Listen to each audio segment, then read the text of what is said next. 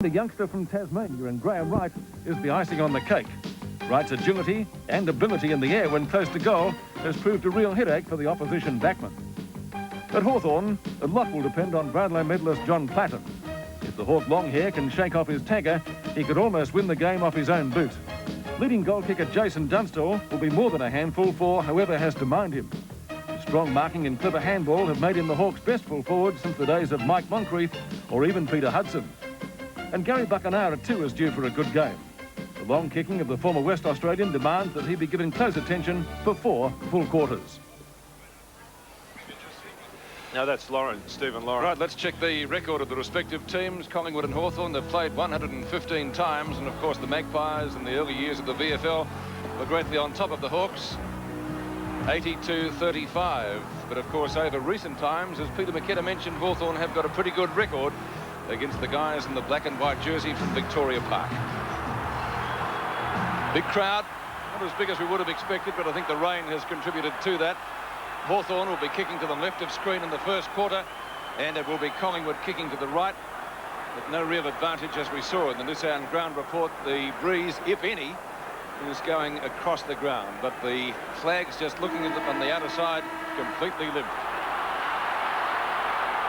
A big roar, a big crowd, a bigger game. Hawthorn and Collingwood from the first quarter. Manson goes up with Deer, and he gets an effective tap after that. And Peter Donegan on the boundary line informs us that it is predictably very slippery.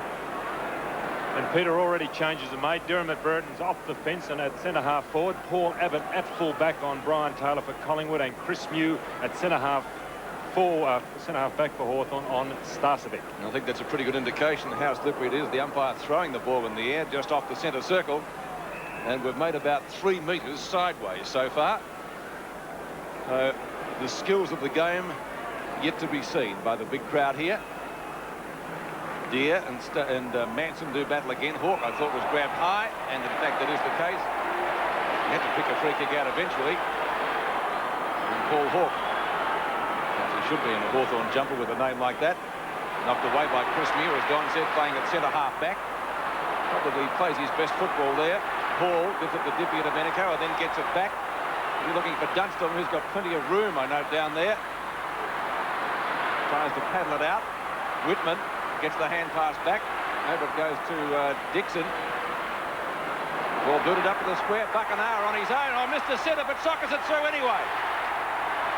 Well, the ball very slippery. You can see there Gary Buckenara going in for an easy chest mark, but that's an indication of how slippery that ball is. Maybe the umpires might deem it an adverse weather day and use a new ball each quarter, but Gary Buckenara followed up well. He got away from his Collingwood opponent. It'll be interesting to see who his Collingwood player is. Dunstall well out from the full forward position, a high ball, Curran underneath, and there's Buckenara, a loose man, a very dangerous man, and the icing on the cake as far as Hawthorn is concerned.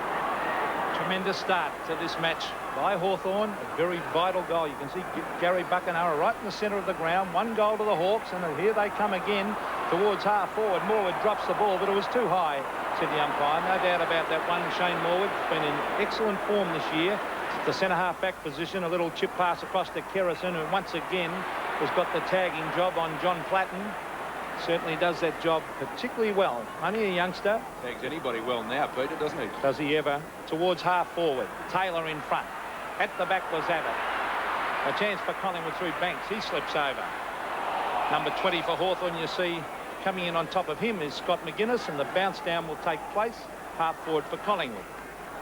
Bounce or a throw up. I think he indicated he might throw it up. Yes, he has done. So the ground very heavy after that shower of rain right on the bottom of it. He'll revel in these conditions. The ball in the meantime is booted away by Mew. Up towards centre wing. Long kick. Off the hands of the pack. Chance for Christian. Paddles it out wild for Krasiska. Dermot Brereton trips over his opponent. Nothing for that, naturally enough. And the ball is booted out of bounds. Now for Collingwood by McGuan. It's going to be a free kick anyway. Against Brereton.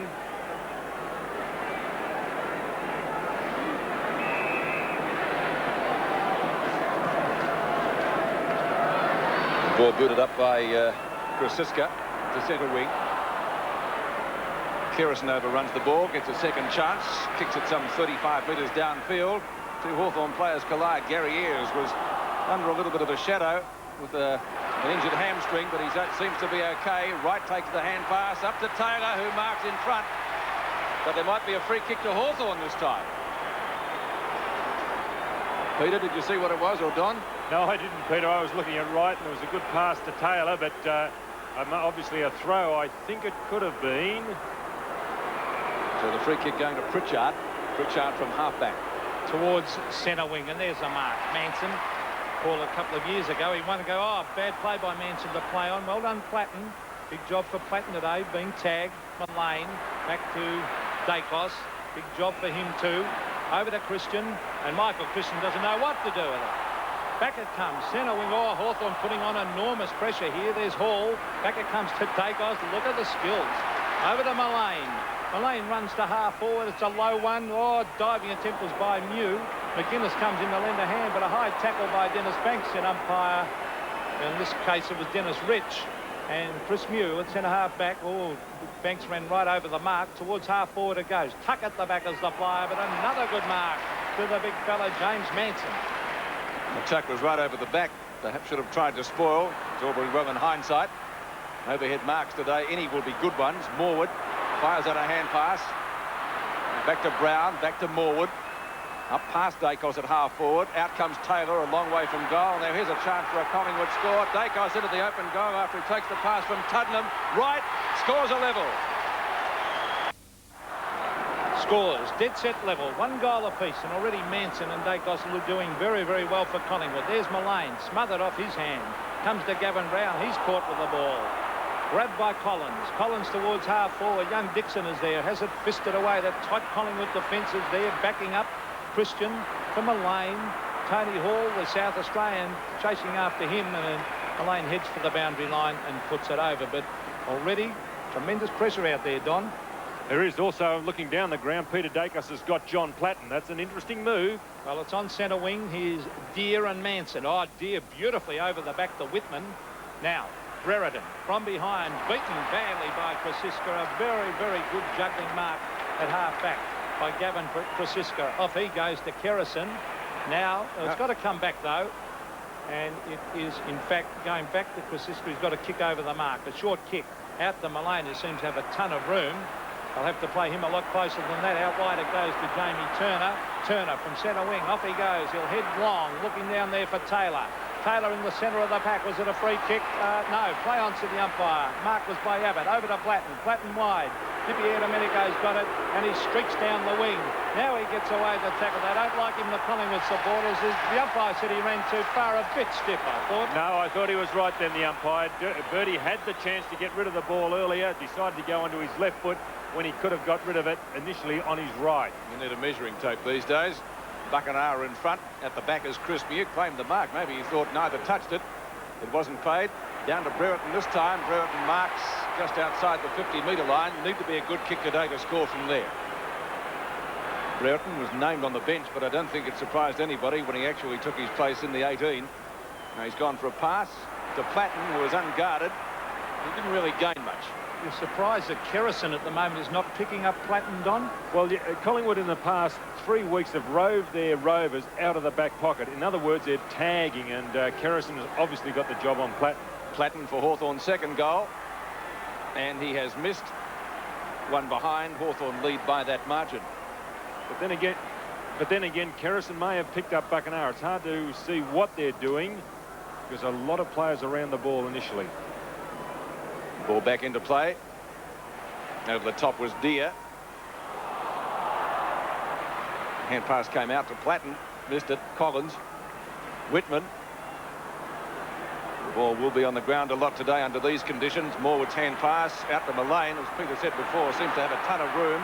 To Turner, long hand pass. Tuddenham, he set up Dacos beautifully before. He's caught. Great tackle from Dippy Domenico. The ball spills loose for Kerrison. Tries to get around Jenke. Looks for Dacos. He's caught well by Tuck. Spills loose again. Jenke tries to get the hand pass out. Went to the wrong man. Now a chance for Pritchard. Not a good hand pass, but Hawthorn should get clear through Gary Ayres. Here's his kick. He kicked it to 3 Collingwood players. Brown to Mullane. who's had a ton of kicks so far. Taylor, a mile in front of Abbott, marked easily. Ryan Taylor, should be a good duel. That one, Abbott, an underrated player. This a short pass is a bad one to Banks, but he's got control. He's going to hook it back towards the goals. Ayres playing in front. Very reliable player, Gary Ayres, but he goes long, and once again, it's all Collingwood. So some loose checking. Taylor, a long way out from full 40. He wants to pass it. He's about 60 metres out. There's the short one. Oh, it's a bad pass. Deer intercepts, kicks it to Hall. Back it comes. This time it's Pritchard as he brings it down towards Brereton. Over. Oh, good mark. Top mark. Dermot Brereton, centre wing. He kicks wide. There's 2-on-1 here. Hawthorn should win out. Curran at the back. He's got backing up Whitman. Now, where's Dunstall? He ducks back. Whitman has a shot. This is close. Shepherd. Go. The Catholics know what it's called. 13-6 in favour of Hawthorn. We don't take sides here when Collingwood and Hawthorn are playing. It's just religious stuff. Mullane, well, he's best on the ground so far. I don't know who's minding him. He doesn't seem to have anybody minding him. Up to Taylor and Abbott. Tuck to Jenke. Just about gets tripped up, but he gets clear, and I guess from a Hawthorn point of view, that's the important thing. And the mark is taken at centre field by McGuinness, son of Norm McGuinness, who played in Hawthorn in the 50s and 60s. There's a centre man, Brown. Threads his way through some heavy traffic there to Christian. Out to Hawke, a juggle. Hawke plays on, up the centre wing. Oh, Banks on his own. He can build a block of flats in the room around him. Goes for the pass. Not a particularly good one, intended for Tuddenham. He was dispossessed quickly. That could have almost been a throw. The umpire says no, play on. And a real stack up down there, about 7 or 8. Umpire Dennis Rich comes in and decides on a bounce or a ball up it might be. He'll throw it in the air just off the edge of the square. Alan Joyce. Light rain falling here at VFL Park. Alan Joyce will be happy with what he's seen so far. Hall has been in sensational form. Look at the mark by Dermot Brereton. Is he in form today? Over to Pritchard. Where's Dunstall? He leads out. Oh, into the back of him. Play on, said the umpire. It's in the back pocket. Krasiska backed up beautifully, goes for the boundary line. And the Magpies are under a bit of pressure at the moment. And already Don Dermot Brereton looking good. Yes, it's interesting, Peter, but when Dermot went for that mark, I believe that he might have just infringed, put the hands on the shoulders as he went up. There's a beautiful pass. I think of being a bit tough, Don, as we see Buckenara to Brereton again. He fires long. It's close. It's a goal. Oh, great goal. Well, number 23 there on screen, returning after injury, had a few injuries this year with legs, and it's not his thigh, it's his hamstring, and it was his knee last week. And Dermot, a very explosive player, a very, very gifted player, and does an exceptional job for his height playing at the centre half forward position, because he's not a very big fellow, but he's got an exceptional spring, and he relies on his pace and also his aggression to get himself into the game. Hawthorn's third goal, Dermot Brereton's first. Brereton was named on the bench. Stephen Lawrence was named at centre half forward. Maybe that stung Brereton into action. It's been a regular selection at centre half forward for some years now at Glenferrie. Darren Mullane, almost begrudgingly, gets up and gives the ball back to the umpire. Laying the star early. Manson gets the front position, predictably wins out. Ball booted forward by Saunders. Down to half forward, right this time playing behind his man. It will be, I think, Gary Ayres, it is. One of the most experienced back pocket players in the game, up against a top newcomer. Could be a great duel, that. Kicks into the man on the mark. Unforgivable. Tuddenham, will he give it to Wright? Tuck. Mew. Spiral punt kick. Dippy Domenico waiting behind for the crumbs that weren't there. Picked up by Brown. Brown fires it down to right half forward. The pass is taken by Banks from Starcevic. Hawthorn's defence standing firm again through Mew. Bad play by Dennis Banks. That really played in the hands of Hawthorn. They had the loose man and a poor kick. Oh, Manson, nearly a good mark. There's Paul Hawke backing up, though. Another short pass. A chance for young Graham Wright. Beautiful pass. Better kicking that time, and Graham Wright's already kicked one. And he's a great kick for goal, the young Tasmanian.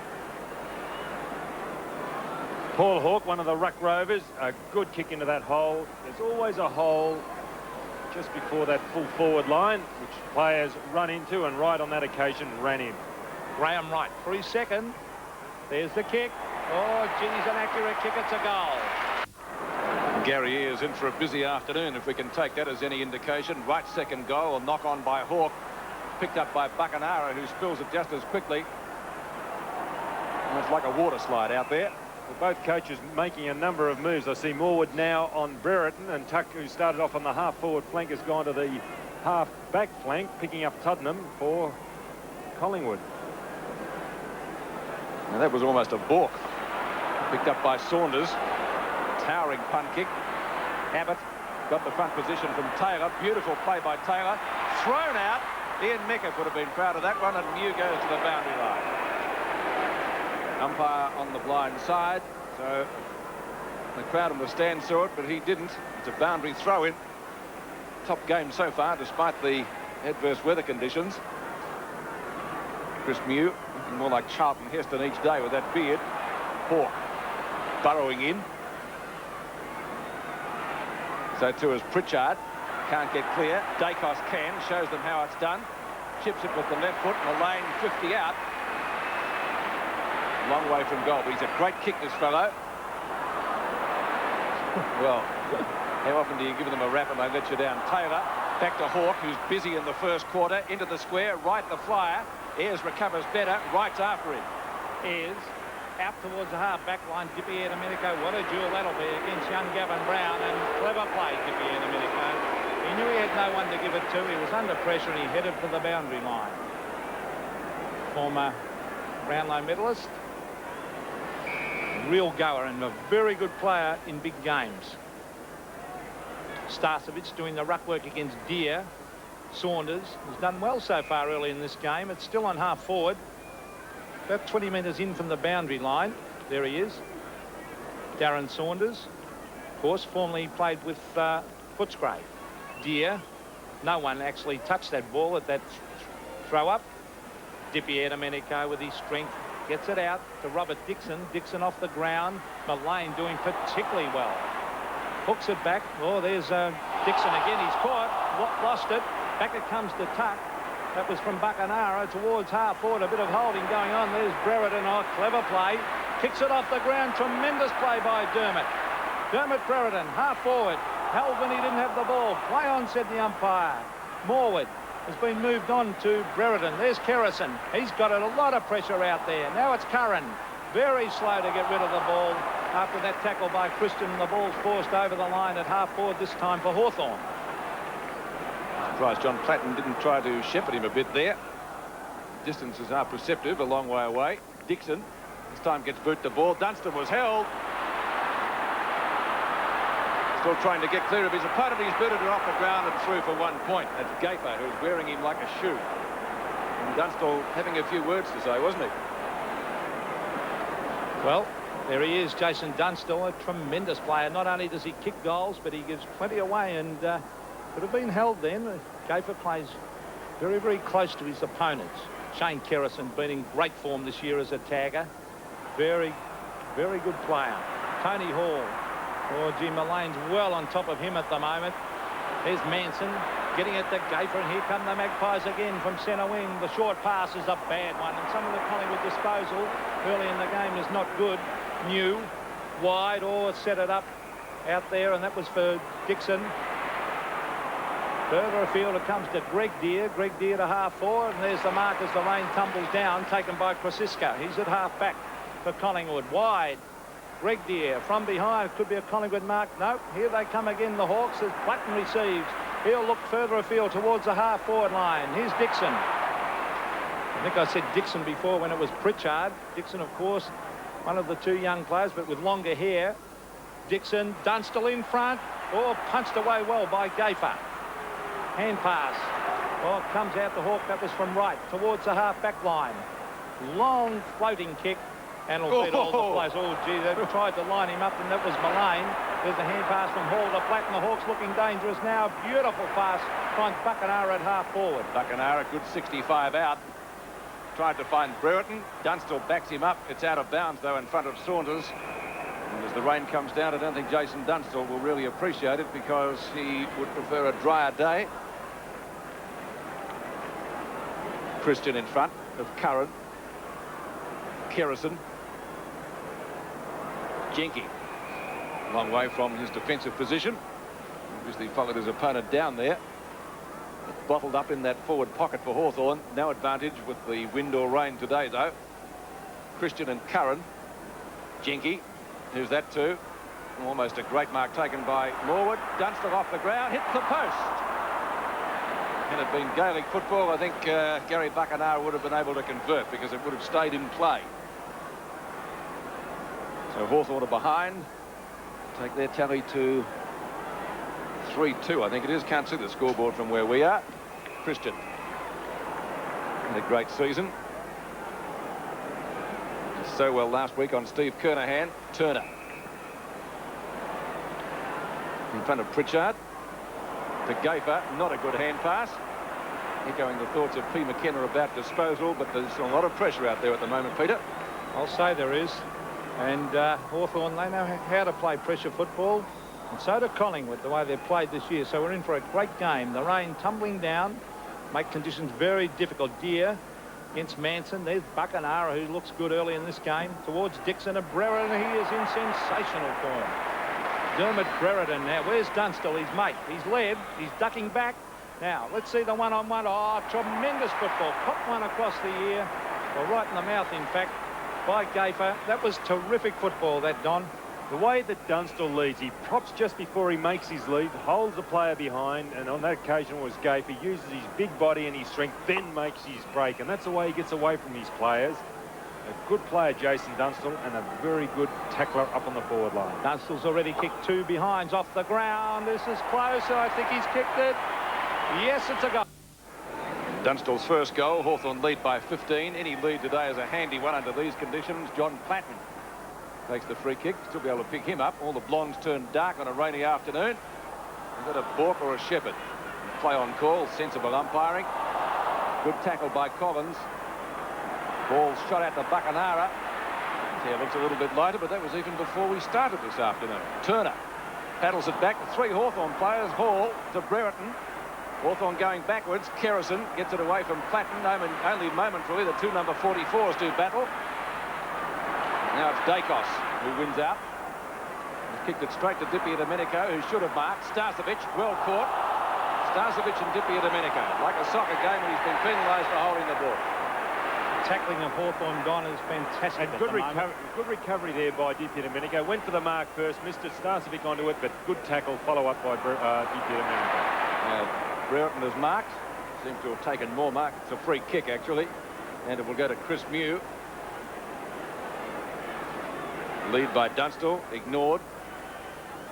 Mew can kick the ball the proverbial country mile if he gets onto one of those torpedo punts of his. He has done. It's rushed through for 1 behind to Hawthorn. And the scoreboard from a very wet VFL park, 4-4 to 2 goals. Well, that's 8 shots to 2, and Hawthorn have been very, very dominant so far in this game. Just over 5 minutes to go in the first quarter. Krasiska from the half-back line, a long raking kick. Tuck against Tuddenham. Probably good thinking that by Alan Joyce. Tuck is a very good defensive player, and they've got him playing on the half-back line, and he really does play that position well. Tuck would have played against his father. He certainly would have too. And the great Des Tuddenham, one of the toughest players to have played the game. Dacos getting a lot of possessions, but the Collingwood forward line not doing so well. There's Chris Mew, who's had numerous possessions so far towards half forward, and Robert Dixon, but he's put it out of bounds on the full. Number 46 taking the penalty kick will be Darren Saunders. No, it's coming back, in fact, to Dacos. Peter Dacos, a little bit short of left centre wing for Collingwood. And then again, Collingwood's disposal leaving a lot to be desired. I think that's Jenke out there on centre wing. Jenke to Dippy Domenico. Gets around Turner. Up and over the 50-metre line. Ball slews to Dunstall. Gets the hand pass back. It was intended for Whitman. But breaking clear is Mick McGuan. McGuan from 50. Kicked it straight to Collins. And booted off the ground again. I believe that's out of bounds. The line's very hard to see. They're being washed away at the moment. Well, the side that gets the break, Pete, early in the game, it could be very handy under these conditions. Well, that break is very handy, I think, at the moment, isn't it? Knocked down by Deer. Tried to find Platten. Off the ground. Tuck. If he can pick it up. They're like a piece of soap out there at present. Platten goes out wide. He's looking for Tony Hall. Now Hall, this time a bit of room to move. He's got Whitman, who fumbles again. that we can make excuses for them all today. It's out of bounds again, right half forward flank for Hawthorn, about 65 out. Well, the spectators using all sorts of things to guard themselves from the rain, but there's plenty here again. And most of them Collingwood, of course. There's McGuan to Hawk. Hawk with a wobbly kick. Platten, well, he's breaking the tag today. He's doing particularly well, John Platten, in this first quarter. He's on centre wing. And what a great player he's been for the Hawks after coming from Central Districts. Brereton from behind, punched away by Krasiska, allows Curran to come in. Here's a chance again for the Magpies. That was Christian. Oh, Buckenara diving on it. There's a hand pass from Kerrison. Back it comes to McGuan. Further afield to Brown, and the youngsters combining well there. Oh, a hand pass back to Krasiska. He slips over.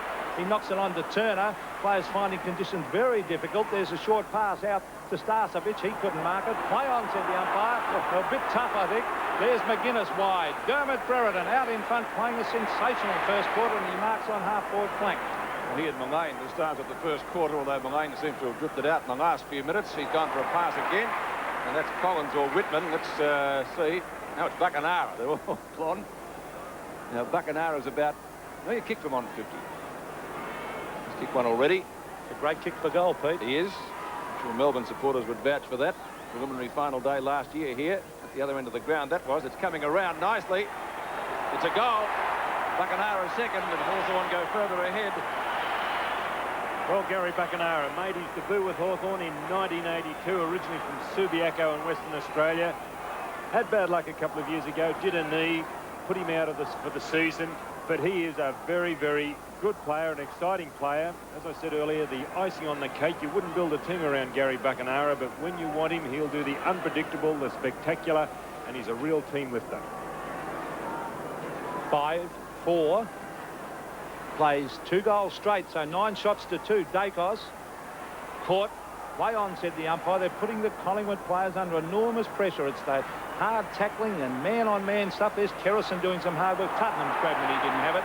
Bit of a professional free kick, that one. I don't go too worried. They'll probably man up now in defence. There's Tottenham kicking wide. Oh, that was not good football to go wide out there to the boundary line. He put it straight over the line. He was looking for Mullane. There he is.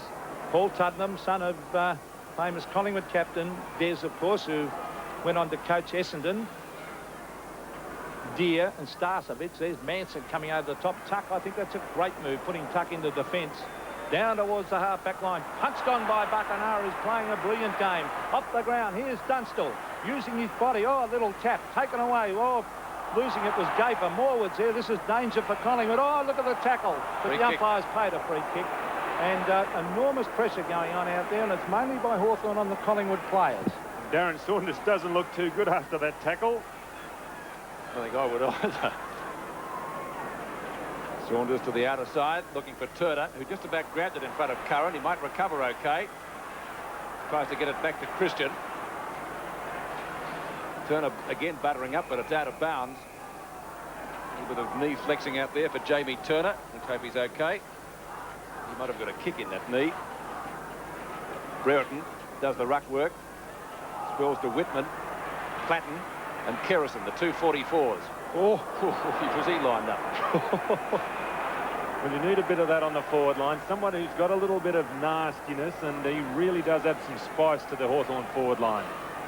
I'd see what it hurt in a cold day, Don, wouldn't What are you talking about? Brereton. No. Well, I tell you what, he's playing the best quarter of football I've seen from him for a long time. Oh. He gets wrestled into the mud there. That one would think would go close to being a free kick, but the umpire says it will be a bounce.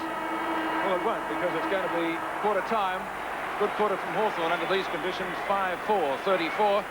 2 goals straight. Collingwood at the first change. Welcome back. It's quarter time in our match of the day, and Collingwood having done to them what they did to Carlton last week. Plenty of pressure from Hawthorn as we check the scores. Collingwood 2 goals straight to Hawthorn's 5-4, 34. Melbourne 1-4-10 trailing Essendon early 3-3-21. Footscray 4-7-31 to Richmond's 1-3-9. And here's a bit of a surprise. Carlton, the one behind to St Kilda's 2 goals for 16. So some interesting results possibly on the cards. All right, it's time to check what's been happening in VFL this week. With the new Get Tough policy adopted by the VFL Tribunal, once again that august body of men caught much of the football attention during the week after a further 6 players incurred the wrath of the umpires. Most severe penalty handed down was 6 weeks to Sydney winger David Bolton for striking Melbourne's Alan Johnson. Bolton was devastated by the severity of the sentence, and after teammate Wayne Henwood was ousted for one match, the pair missed their plane and finished up in a Paran tavern where Bolton was charged with a number of offences, including assaulting police. Coach Tommy Hafey, in turn, was subsequently fined $2,000 for criticising the tribunals. To round out a controversial night, Carlton's David Rhys-Jones also copped 6 weeks, for half of that penalty was squeezed into a suspended sentence. At club level, Fitzroy officials went ducking for cover during the week when it was alleged a number of senior players were unhappy with the coaching methods of David Parkins. President Leon Wiegard did his best to defuse a potentially explosive situation. Senior umpire Ian Clayton can't seem to get it together either. The second time this month he's been dropped from the senior panel. And on Friday came the long-awaited announcement from league headquarters that former North Melbourne delegate Albert Mantello is to be the new VFL commissioner, replacing the now retired Dick Sepp.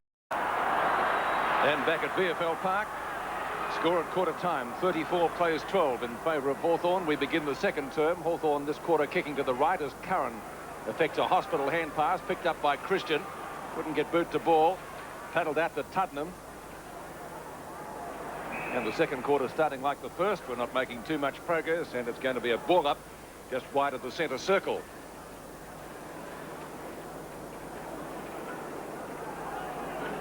Deer and Manson. I suppose we'll put that one down to Deer, but the Rucks really haven't had a decisive bearing on the outcome of this match so far anyway. Plenty of skills being shown out there, as you can see. It's like a rugby pack, isn't it? It's real wet weather football. David Cloak. He puts a spectator down on the boundary. Everybody looking for a free kick, and the umpire has found one. Well, you tell me what that was for. Well, that's what the umpires do, just to break up packs. They'll pick the closest they can, or the nearest. Well, I guess it's sensible under these conditions. Manson lobs it short. Dacos still inside the square. Gives an idea how much we've moved the ball. Haven't moved it. Tries a spiral punt kick, didn't work.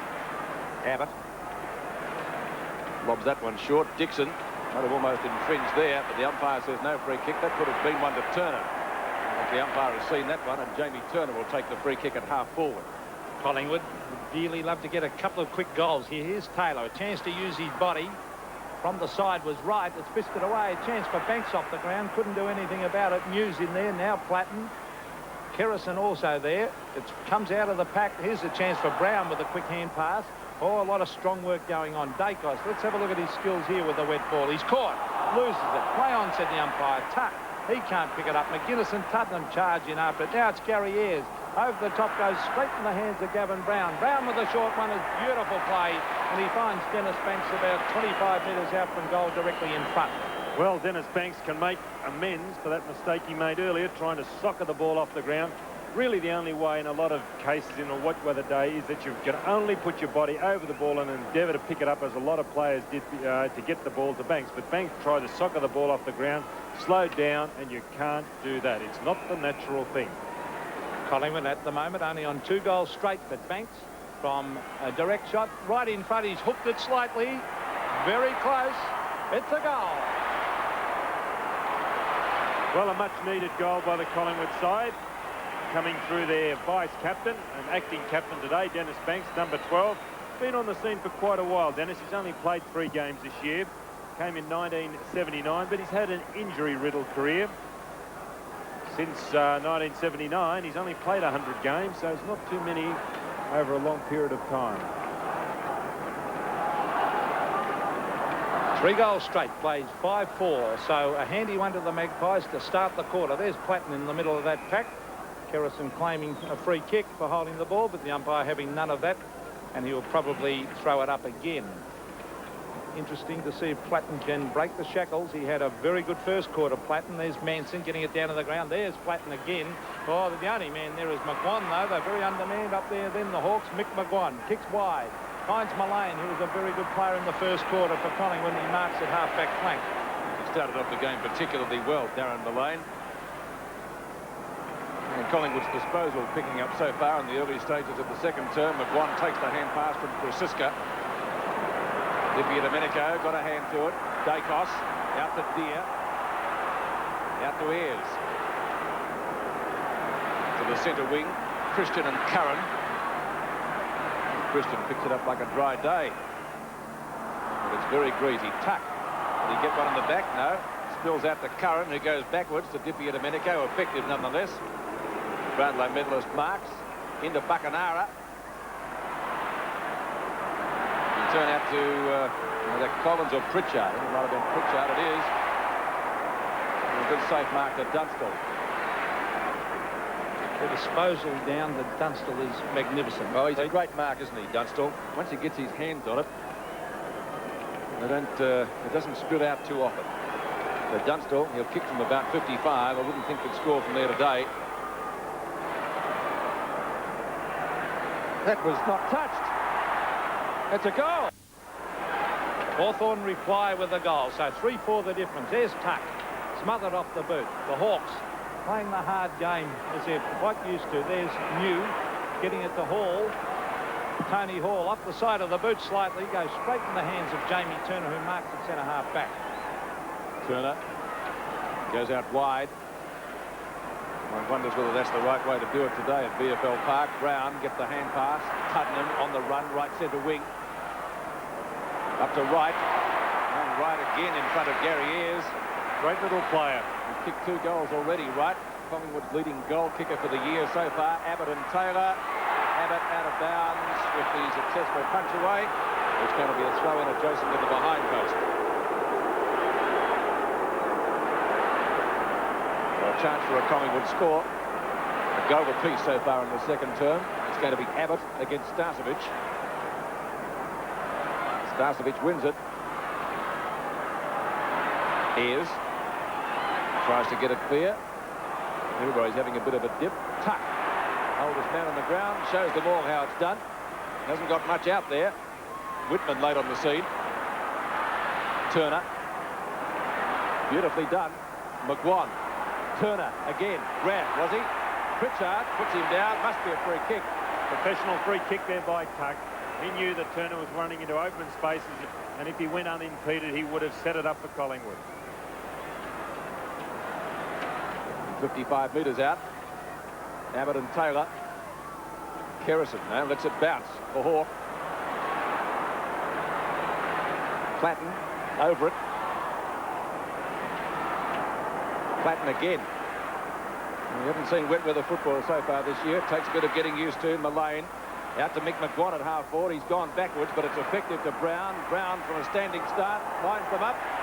Will it be downfield? Right, a mark, no play on, says the umpire, and Abbott will take it over the line, will he? No. It's going to be a boundary throw. Oh, how close was such a mark to Graham Wright, but he didn't quite control it. Slippery conditions and marking very, very difficult. Deep in that forward pocket. Starcevic against Mew. Down to the ground it goes. At ground level, Hawthorn have been very good. And this man playing well in defence. Tuck to Digitised. Wide, looking for Curran. And Curran, no, he can't mark it either. He'll head for the boundary line. Cops it in the back. And in fact, the umpire saw that one. And Brian Sheehan said, no doubt about it. Peter Curran, the man playing in front today. You've got to play in front today, don't you? No doubt about it. To play in front, you'll get the free kicks from the umpires. There's Curran. Actually on centre wing as he kicks long towards half forward. Oh, Hall was a flyer. Couldn't take it. Manson, in fact, it wasn't Manson, it was Tuddenham, loses it to Whitman. But in the meantime, it will come back for a free kick, and lucky for Collingwood because Hawthorn were clear and will be a free kick to Tuddenham. Ball Tuddenham at right half-back flank. Kick predictably dropping short. Tuck with the big fist. The hand pass came out in the direction of Manson. Starcevic on the receiving end. Down goes Tuck. Flips the hand pass out to Collins. Couldn't get it away. Starcevic boots Collingwood forward up the right again. A chance for goal number 3. And he's giving Gary Ayres a caning at the moment. What good hands then by Wright. A terrific mark considering the conditions. Getting away from Gary Ayres, but still Ayres, a pretty tough customer, and he'll be putting a lot of pressure on this young Tasmanian. Change being made by Hawthorn. Condon is coming on. Whitman off. Goal number 3 to Wright. 16 points the difference. The Magpies really picking up their game now and looking a much better side after Hawthorn dominated early. 16.5 minutes to go in this quarter. There's Deer. Dippy Domenico, Curran off the ground, a chance for the Hawks. Out wide, that's Pritchard. A hand pass further afield. That was to Condon. Back it comes via Curran. To Condon, who's just come on the ground. And after that kick, he might head back to his normal position on the back line as he puts it out of bounds on the full. Penalty kick to be taken by Gaper. He's got the big job on Dunstall. He's already kicked 2. Jason Dunstall, Gaper towards half-back. Condon was too busy watching the Collingwood player, and they allowed Mullane to come in and take an easy mark. Mullane had his eyes on it all the way from left half-back flank. Darren Mullane. Beautiful pass. Banks the recipient. Still short of centre wing. And last night, when they indicated they were going to kick it long, they kicked it short, North Melbourne, but Collingwood don't follow the same tactics. Knocked away by Tuck. Straight to Dacos. Loose ball. Starcevic won't get there. It's out of bounds. Left half-forward flank for the Magpies. Scoreboard in the second term. Collingwood doing a lot better. 6-4 to 4 goals straight. And of course, Graham Wright has kicked 3 of those without any blemishes. Ruckman lock arms. Starcevic and Deere. Tuck gathering plenty of kicks across that half-back line. Buckenara this way, that way. Caught with the ball. Spills loose. Banks fires it out to Mullane on his own. Again at centre wing. He's gone for a pass. Platten intercepts beautifully. Was he inside the line? I think so. John Platten at the right half-back flank for Hawthorn. Kerrison being pulled back on the mark. Manson in front. McGuan at the back. Backing up. Saunders. Trasiska. Hawke on the run at the edge of the square. Dispossessed by Deere. Just tried to do a little bit too much. 2 Hawthorn players are there. Paddled out from Jenke to Curran. Curran's kick is short, but Buckenara on the run at half-forward could just about score. 50 metres out, shepherding from Dunstall, and one behind. Oh, I'm sure Jason Dunstall, Pete, wasn't sure whether to duck out for that pass. I think he was actually being held. So there's a lot of close attention by Gaper down there. It made it difficult then. I'm sure Buckenara would have liked to have passed it, Don. I don't know. I question that one because I think when he sees the goals, he goes for the Buckenara. Oh, that's in the back. No, said the umpire. They let that one go. Oh, good tackle. McGuan, oh, good play too by the Magpies. Out to Gavin Brown. Here they come, rebounding. As we see, coming away with a Jamie Turner. He's got a paddock to run in. He kicks long. Over the back. Young Wright's in the front again. Punched away from him. It comes to half-forward and Banks kicked off the ground by Ayres. Straight to Gavin Brown. He's over the ball. Throws it away. Play on, said the umpire. Now, did he pay the throw? He did. So you can't scoop it up like that. And Hawthorn have made a move. They've put now McGuinness onto right and moved Ayres further up the ground on the half-back flank. Greg Deere towards half-forward. This is Saunders, who's been very, very impressive. Greg Deere ducks back, takes the mark. Over he goes to Ayres. Ayres kicks long towards half-forward. Buckenara from the back flies. Can't take it. Young Pritchard was there. In fact, Dixon, I should say. Grabbed by McGuan. A little chip pass across and he finds Mullane on half-back flank. Darren Mullane again on his own. Short of centre wing. Peter said on half-back flank, but he'll go over the centre wing now. In fact, has gone inboard straight to 2 Hawthorn players, and the man in front is Curran. Named in the forward pocket, but playing between centre half-forward and the centre of the ground. Spiral punt kick. Best way to get distance today. At the back, Morwood. Chris Mew. Chance for a score. Gives it over to Condon. Morwood. Curran again. Mullane. A dip but missed. Platten. Over to Pritchard. Pritchard outside 50. He'll be looking for Dunstall. Or Brereton. Courageous mark. Plays on. Shoots at goal and has put it through. Hawthorn. That was Brereton's second goal. Hawthorn 7-5, leading Collingwood 4 straight in the second quarter. Manson against Deere. Hawthorn, when it comes to the tight, hard stuff, Hawthorn very, very good. They're hunting 2s and 3s. Magpies trying very hard. Off the ground. Not effective, though. There's Hawke getting it out to Mullane. Mullane from centre wing. A chip pass towards half-forward Tuddenham. Almost put off there by Tuck. Paul Tuddenham, a long way out from goal. Taylor's made the lead. He should get to this one. No, he's from behind. There's Ayres. Oh, gee. Good mark. Over to Mew. Mew runs very close. Gets flattened as he kicked it. It's up towards the centre of the ground where it's all Collingwood. This is Manson. Oh, too slow to get rid of it, big Manson. Hawke out wide. A chance there for Christian. Christian further afield. This is Francisca as he runs in onto the left foot, 60 metres out from goal. A one-on-one contest. Abbott ducks back too. Was it touched? In fact, it beat all the hands of the players and went through for a point for the Magpies, and that's their first of the game. 25 plays 47. It's Graham Wright, who's kicked 3 goals, 3 out of their 4. Abbott, deputising for Langford today, who still has a week to serve from suspension. And that's Pritchard, a blind hand pass, maybe looking for Buckenara, but he's found Dacos. He says, thanks very much, Dacos on his own right again. Have a deodorant problem, this fellow keeps getting on his own. No one wants to go near him. Starcevic. And Starcevic well inside the 50-metre line. He'll kick from probably about 35 to 38 metres out. Have a chance to bring up what would be a badly needed goal for Collingwood. And Wright proving quite a problem for Hawthorn up there in the forward pocket. Now Whitman's going to come back on, change being affected. Starcevic kicks and the goal umpire says it is full points. So Collingwood reply yet again. Top standard game despite the wet conditions. Set up by Peter Dacos across to right. Starcevic, one of the real hard trainers at Collingwood, playing in a very hard position, that is centre-half forward. The kick from Dacos across to right, who's got away from McGuinness. McGuinness has shifted onto him, getting away from McGuinness as he did to Ayres. And a juggling mark. And Starcevic, another goal. Back to the centre. 5-1 plays 7-5. The Hawks normally come forward and score after a goal to the opposition. This time it's repelled, though, by Shane Morwood. Graham Wright formerly played for East Devonport, of course, and they're used to heavy conditions up there in the north of Tasmania. That was Francisca towards the centre of the ground, and Christian. Well up the ground. Yes, Michael Christian. Almost towards the centre. He kicks wide. Oh, that allows Hawthorn to come in. Punched away. Brown cops one in the back. High on, said the umpire.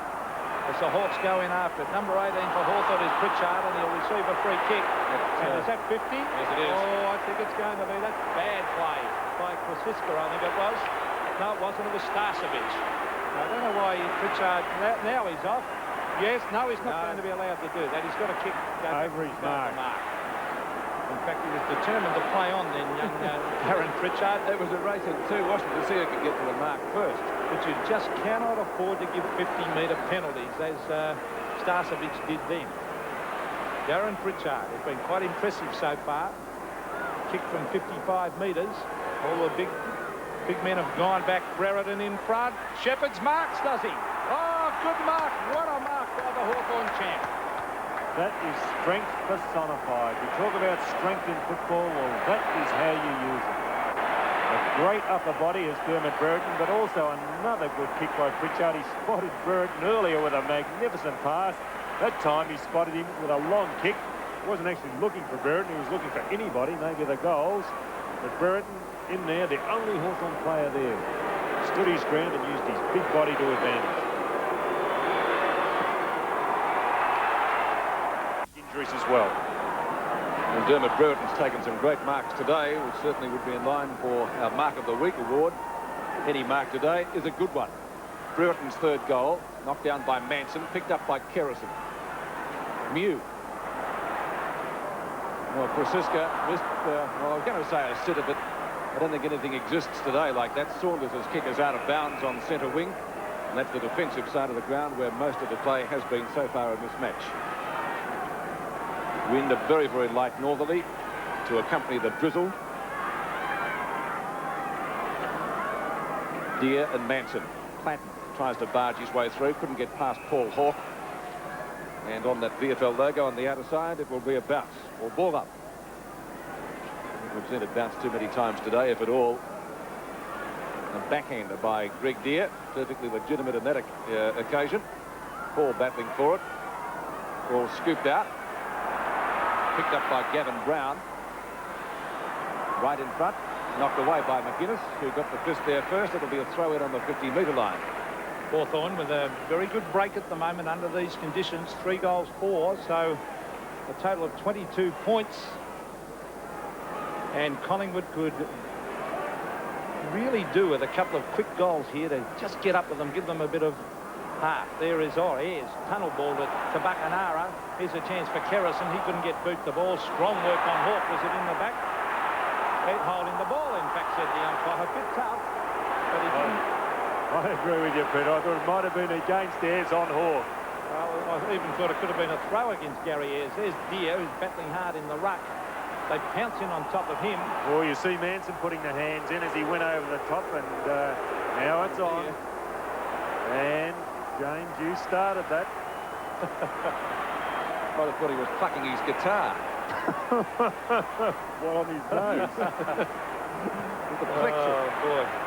Doing a Jimi Hendrix playing with his teeth. Well, this might really liven it up. Not that it's not alive already. It's a very, very strong contest out there, and a bit of feeling between Deere and Manson. Actually, Deere hasn't done too badly in the ruck. Look at that. He won that one to Curran.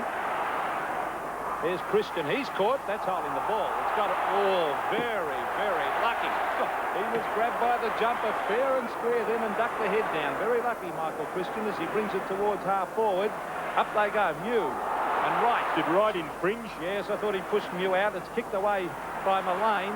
There's Taylor. Oh, he was looking for Hawke. Punched away by Ayres. It's all Collingwood, though. Banks drops the ball. Grabbed by Kerrison. There's a lot of pressure on out there, and it's a free kick to Collingwood. Well, I don't know. What was that one for? I don't know. I didn't see that one. I think But he should have played it down the field. It, you know, it looked like a free kick after disposal. Well, there he is, Shane Kerrison. That's the job on Flatten.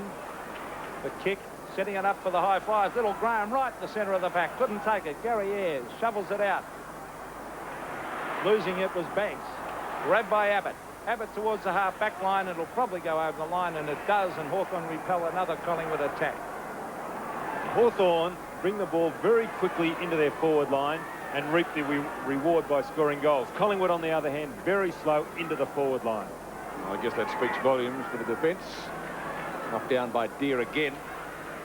Out past Bacanara. The lane's there. And Hawthorn gain about 5 or 6 metres. Once again, it'll be a boundary throw, and Bacanara played quite well today. Been very busy. That too is Mullane. Tuck minding him at the moment. Who almost been against Collingwood for on the shoulder to Deere. It is. Playing well in the ruck, Greg Deere. Deere tries the spiral punt, looking for Hall. And coming up with it is Manson. Good mark. Over to Kerrison. It's more like Rod Laver every day with that shock of red hair. Now Collins breaks clear. Oh, a good knock on by Dixon. Opens it up for Bacanara. If he can pick it up, the Dippy Domenico, who fumbles. Now he gets clear of Turner. Brereton, leading mark getter in the match today. 8 marks so far to Dermot Brereton. What a game. He kicked from right on 50. It's been an excellent kick to score under these conditions. Into the square. Touched on the line. Well, it was Brereton earlier who took a real strength mark, almost in the same position, and now it's Dunstall being brought right around. Oh, what should he do here, Peter? Left foot snap. Left foot snap. Run out to the left. Why not go back further, opening up the goal? Left foot. Which he does, and the result's what he wanted. It's a goal. So advice from the Century goal kicker, 9-5, 59 to 5-1, 31, Dunstall's third. Well, there we are. I mentioned earlier about how Collingwood are very slow into the forward line. Hawthorn, on the other hand, very quick. A magnificent tap over, a quick tap over the head by Condon, who got it across to Didier Domenico and turned to Brereton. The high ball by Brereton, right on the line and behind, but again, luck, and Dunstall, a very good mark. A rubber band at his hand, Peter. What did he use that for? Sure about that, Pete. I think he Headband. might have a dislocated finger there somewhere along. He had plenty of taping there, actually. Just over 4 minutes to go in this quarter. Hawthorn, the hard ball, they really do play well. There's Turner towards half forward. Collingwood falling down in attack. Abbott punches it away. He's looking for Collins. Collins going back after it. The little back pocket player. There's Taylor lying over the ball. Now Tudman. A chance for the Magpies. Graham Wright. Was he held? He was. He was. Yes, he was held by McGuinness. It's a free kick to the little rover. right deep in the goal square. Well, doesn't he play like an experienced campaigner, Graham Wright? You wouldn't believe this is his first year in VFL football. He's only played 5 games, this being his 6th, but he handles himself like a real pro. In front, he's got a lot of natural leap. He can get up high in the air and then use his body very well. Well, here he is going for goal number 4 from directly in front. Yes, he's kicked it. 18 goals for the season for Graham Wright. And Collingwood move that little bit closer. 6-1-37. Hawthorn still in front. 9-5-59.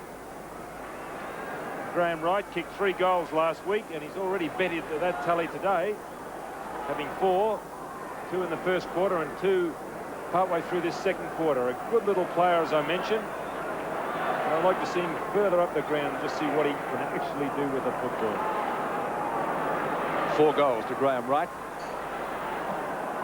Wright, the leading goal kicker in the match, and the lone hand up forward so far for the Woods. A fumble by Tuddenham gives Hawthorn the chance, but it's Dacos.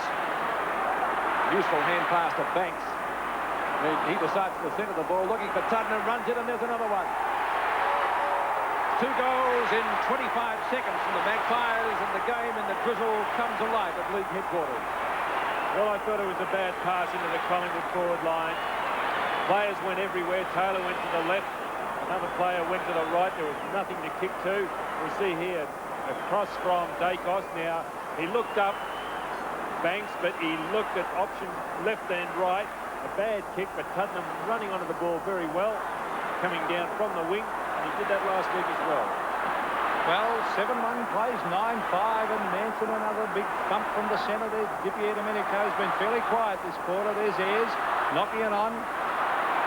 Kick comes right down towards half forward. Hand passes from Saunders. All of a sudden, Collingwood looking a lot better. McGuire, a bad hand pass though. Back it comes to Whitman. Over it goes to Condon. Condon wide. He'll be looking up there for Brereton and Hall. Hall is there. It hits the deck.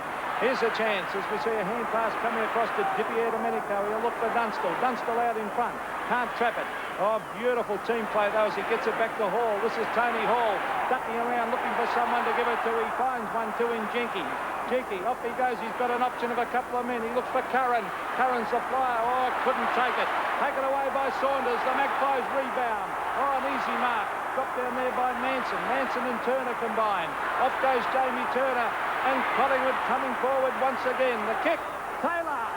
Oh, what a courageous mark that was for Hawthorn. He really put his body on the line. And what a terrific mark. What a terrific passage of play leading up to there too. Tremendous skill and then finishing off with terrific courage. He had the ball there, Scott McGuinness, and Taylor committed on a line. Well, Brian Taylor's done that twice this year.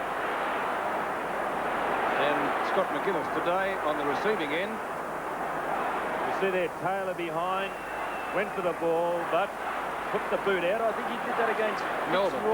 Fitzroy earlier. Fitzroy, yeah, that's right. Earlier in the season. Stretcher case for Scott McGuinness. We'd hate to see that any time. But gee, what courage, Don. Well, I hope the Hawthorn boys respond to that, because that's what football's all about. It's a team effort, and when somebody commits themselves like that for the sake of the team, it's not for their own benefit that they do something like that. They're just trying to stop the ball. He knew what was coming. The pack were bearing down on him, and it's terrific courage. Just let's hope, as I said, Hawthorn respond. Well, he didn't deserve to get hurt like that. The way he went in after that, he was definitely going to get crunched, because he put himself in front of Taylor there, and it would have been a certain mark to Taylor, Don. It would have been, Peter, but what a terrific play, passages of play, I should say, by both sides leading up to there. The way Hawthorn moved the ball in, it was then cut out by Collingwood, and terrific skills to get it down up forward. And there, oh, you can wide feel open. it, can't you? You can feel it. Wide open. Let's hope the young 21-year-old, only playing his 5th game of league football, is all right. Originally from Mount Waverley, he's been at Hawthorn for a couple of years. Warming up on the boundary line is Robert Dixon, who started on the ball. It'll be interesting. Hawthorn may have to do a reshuffle here unless Dixon goes onto right in the forward pocket. Terry Gay there on screen, a great full back for Hawthorn in the early 60s. Another courageous player. Johnny Howard there, Barry Gavin. They certainly have got a great training staff down there at Hawthorn. He'll get expert attention there. Scott McGuinness. And Ken Goddard, better give him a mention. Otherwise he'll get nasty. So Dixon comes back on. It's a Hawthorn free kick. Michael Tuck will take it. Tuck goes out wide, favouring the member stand side. And Deere got a hand to it. The Collingwood free kick were in the back. Things falling into place quite nicely. Manson.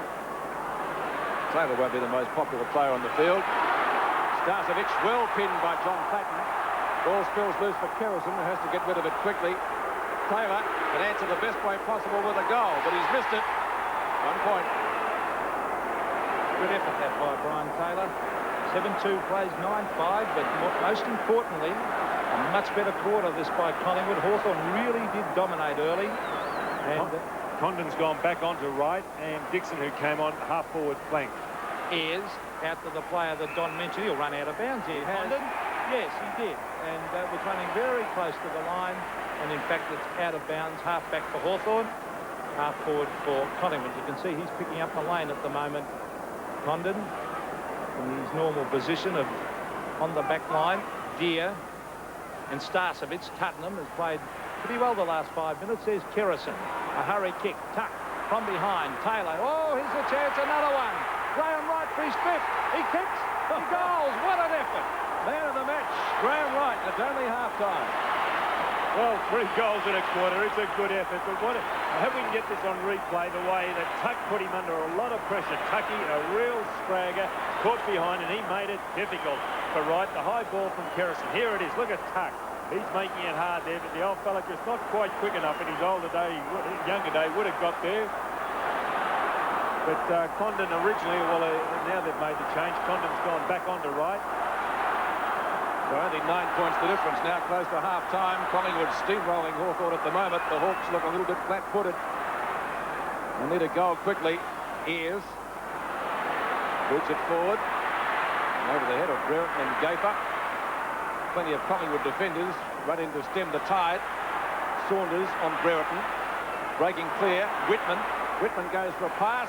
And the mark is accepted gratefully by Dixon. This could be the steadier they need, with the clock showing just 10 seconds to go. So the siren will sound, possibly before he has the kick. Robert Dixon. Real pressure kick, this one. There is the siren for half-time. And Hawthorn will lead, whatever the outcome.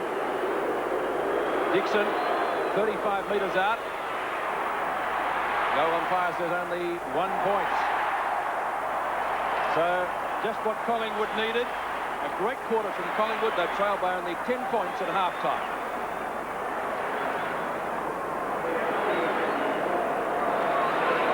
Well, Robert Dixon, who really could have made the steadier there for Hawthorn, missed a vital chance. Maybe to do a little bit late in league football. 24 years old from Morwell, been in the reserves for quite a few years. In actual fact, last year won the award for the most promising in the Hawthorn reserve grade team. But it is a great game here. There's only 10 points of difference, but that's not an indication of the way this game's being played. Collingwood really did fight back well. I thought Hawthorn might have gone away with it in that second quarter. The way they started to move the ball very crisply into the forward line. Collingwood, on the other hand, really did have to struggle. But Ben Manson got a couple of big hit-outs from the centre. Dacos got it out and to Banks and then through to Tuddenham, and that seemed to set them alight. They moved the ball much quicker, and then they came back into the game. So the second half should be a really good game of football. 10 points in it at half-time. A 6-goal second quarter from Collingwood has got them right back in it. They only trail by 10 points. Let's check the half-time score for you. 8-2-50 for Collingwood, 9-6-60 for Hawthorn. So anyone's match certainly at half-time. And with their thoughts out at the MCG, here's Peter Landy. Right, thanks very much indeed, Steve. Great match, and Collingwood, as we said in the call, got right back into it in that second quarter. And if they can continue in that vein, they're certainly going to be very, very hard to toss here this afternoon to try to maintain their unbeaten run. Stars of the game, certainly on the forward line. Young Graham Wright for Collingwood in the forward pocket has really been one of the stars of the match. He kicked 5 goals, and of course, up at the other end of the ground, Dermot Brereton for Hawthorn has marked just about everything that's come his way. Hawthorn's champion centre-half forward Dermot Brereton has been afforded one of football's ultimate compliments, to be compared with a footballing legend of days gone by. Recruited from Frankston Rovers, Brereton's high marking, long kicking and overall brilliance have stamped him as arguably the best in his position since the great Royce Hart of Richmond. The kid who made his senior debut in 1982 is one of that rare breed who can lift a team all by himself. Today's game is a part of the Elders IXL 1988 VFL Premiership season. Well, in the first quarter, I thought that Hawthorn were just about home and hosed. Half-time, I think that it might be Collingwood, but let's hear from former Collingwood star Peter McKinnon and Hawthorn champ ruckman Don Scott. Gentlemen, how do you see it with 2 quarters to go? Well, I thought 15 scoring shots to 10, and in fact, I agree with you, Pete. I thought Hawthorn were well on top and going to run away with it, but this Collingwood side, Don, they really have got a lot of heart, and they've got a never-say-die attitude. They just kept coming back all the time, and they really, you know, guys like Dacos, he's working so much harder. Yes, well, maybe Peter, who has been a good player for, 3 weeks now for Collingwood, maybe he hasn't shown what he is capable of doing. So they've got players that can do a little bit more, Collingwood, but they have got a tremendous amount of grit in their side. Maybe they lack the polish of Hawthorn, because when Hawthorn have the ball, they deliver it so well, and they're just so precise and clean. You see there on screen the statistics, very even in the kick department, only 2 in favour of Hawthorn. Marks again very even. Free kicks, hit out 17 to 21, and I believe that that is a very good battle between Manson and also Deer. Manson giving away inches, Deer getting a lot of hit outs, but Manson taking quite a few good marks around the ground. Handballs in favour of Collingwood, 50 to 43. All right, thank you, gentlemen. And those stats translate to a 10-point advantage to Hawthorn at half-time, but Collingwood playing the better when the siren sounded. That's it, Steve, from VFL Park. The weather, if anything, slightly on the improve. It's going to be a great game, 2 quarters. Welcome back. I can tell you players are limbering up at VFL Park, where a great second half is brewing between Collingwood and Hawthorn. Only 10 points in it. Hawks just ahead. To find out what's going to happen through the second half of this great match, here again is Peter Landy. All right, thank you, Steve. And let's check the Dissound ground report before we go any further. Conditions at the moment a little bit better than they were in the first half. Very, very light wind blowing from the north. Certainly no advantage. And it will be Hawthorn in this quarter kicking to the left of the screen. Maybe we'll get a couple more showers. Still 17 degrees and, of course, still fairly slippery. Don Scott, let's go to you for some thoughts just before play resumes. Yes, well, Peter, it's very hard to pick up a lot of moves, mainly because of the way the players are playing. The square there, imagine play in this area of the ground. Players, all of the players just about, are in that square, making it very hard for them to get rid of the ball up to the forward line. But what Hawthorn are doing are a little bit more skilled. They're able to shoot the ball out in either direction from the square. Then the full forward, who is Dunstall, circled there with his opponent, is able to lead into an area just like so and take the easy kick. Collingwood, on the other hand, got it out a couple of times with quick kicks and took advantage of the same situation. Let's go down to Peter Donegan for some news on the ground. Thanks, Pete. Well, the mood in the Collingwood room certainly very buoyant. The report on Scott McGuinness is that he is now awake, but he won't take any further part in the game. Third quarter from VFL Park. Hawthorn lead, but by only 10 points. The Magpies outscored them 6-2 to 4-2 during the second quarter. And Scott McGuinness still feeling a little bit groggy after that hefty clash with Brian Taylor. It goes up to Dunstall. He gets it down to Brereton, who appeared to be grabbed. Brereton now with the green boots. Back to Dunstall. Fires out a hand pass. That wasn't a particularly good one. He'll have to do the work himself. The right foot snapshot is brilliant. It's a goal. Well, he is a good player. Jason Dunstall, it's not a term that I use lightly, because a lot of full forwards do cheat. And they usually are on the end of good play further up the ground, but this fellow does initiate a lot of play himself. You can see there, the handball across. He took it back on the overlap. Good play, Jason Dunstall. He is a real worker, a good body, and certainly puts it in for the Hawthorn side. I'd like to know what you mean by all full forwards cheat. Well, you were the greatest around, let me tell you, having played with you. I'd call Dunstall a champion. In fact, as we see, smothered beautifully. That was taken by Manson, though nearly into attack again, the Hawks. Here's Gavin Brown. Not sure what to do with it. He gives it to Mullane. They're under pressure, though, as it's back to Brown. You can see the pressure that Hawthorn were putting on there. There's Condon, shoved out of the way. Very, very easy. Allows Tuck now to come back to help him. Tuck tries to shovel it out. That was clever play as it comes back. Touch of the fumbles by Tony Hall. The conditions aren't suiting him today. Condon back to Platten. Platten. Slippery ball, as you can see. He heads over the line. And he's quite happy with that little touchdown there. John Platten, gee, has he worked hard. The Hawthorn bench. He's a great little player, Platten. The Rovers, again, usually reap the reward up the ground, but he certainly works hard in the back line. Manson. Oh, there's Platten trying to punch it on. Now Manson punches it towards Tuddenham. Now Tuddenham a hand pass. Allows Mullane to grab it. Now can Collingwood reply as the pass comes towards Starcevic, and Mew has beaten Starcevic today as it's grabbed there by Whitman. Whitman to Collins. The two lookalikes combining there. Collins wide. Out there is little Robert Dixon. He's charging after it. Darren Saunders against him. Dixon heads for the line, over the line, and out of bounds it goes. Dixon missed that shot at goal just before the half-time siren. Would have been a very handy one for Hawthorn. And the sun peeps through now for the first time during this match. Curran and Christian. Sounds like a removalist firm, doesn't it? Tuck now playing on the half-back flank. He was playing on that in that position in the first half, but he's got Paul Hawke now, so Tucky may go ruck-roving with Hawke. Jenke minding Dacos. Mullane, Turner, Curran. Out to Dixon, not a good hand pass. The 244s, Kerrison and Platten. Had a great duel all day. Over the top to Platten. Tries to get it over the top of Turner. Effect the tackle on that player. And it goes to Collins. Up to Buckenara. Buckenara from right half forward flank. He's gone short with that one. Paul making position well. Can shoot from there. And he'll put it through for a goal. Tony Hall's first goal. Hawthorn strike first in the third quarter, leading 72-50. Well, 22 points the difference, and Hawthorn, this is often the quarter when they really do take over, and two quick goals is a tremendous start. Deere has rucked pretty well. Platten, geez, he's worked hard. So has Buckenara. Towards half forward it goes. It's fisted away, but it's a Collingwood free kick. In the meantime, it's coming back towards the centre, and it will go to Kerrison. I couldn't quite see what that was for. A throw, I think the umpire might have said then. Kerrison, Collingwood badly need to get one or two quick goals because there's Taylor. Good attempt to mark, but couldn't do so. I think this has been a good move having Tuck in defence. Out he goes to Andrew Collins.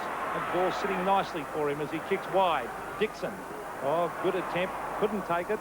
Whitman's there to help him, but did it go over the line? Yes. It did, said the boundary umpire. So a throw in to take place. Centre wing with the Hawks leading by 22 points. And David Cloak and Jason Kroll there. Kroll, one of the interchange players, of course. Here's this battle continuing with Deere and Manson. It spills out to McGuan. Off the ground from Platten. And a safe mark. Playing in front is Gaper. Thought about giving it to Dacos. From the 50-metre defence line. Over the top, Greg Deere. Tony Hall. Right on the boundary line. To really screw it back from there. Does so. Drops a little bit short. Punched away from Dixon. 2-on-1 out there. Favours Collingwood and Paul Hawke. Buckenara in front. Mark. No. Not paid by the umpire. Mullane.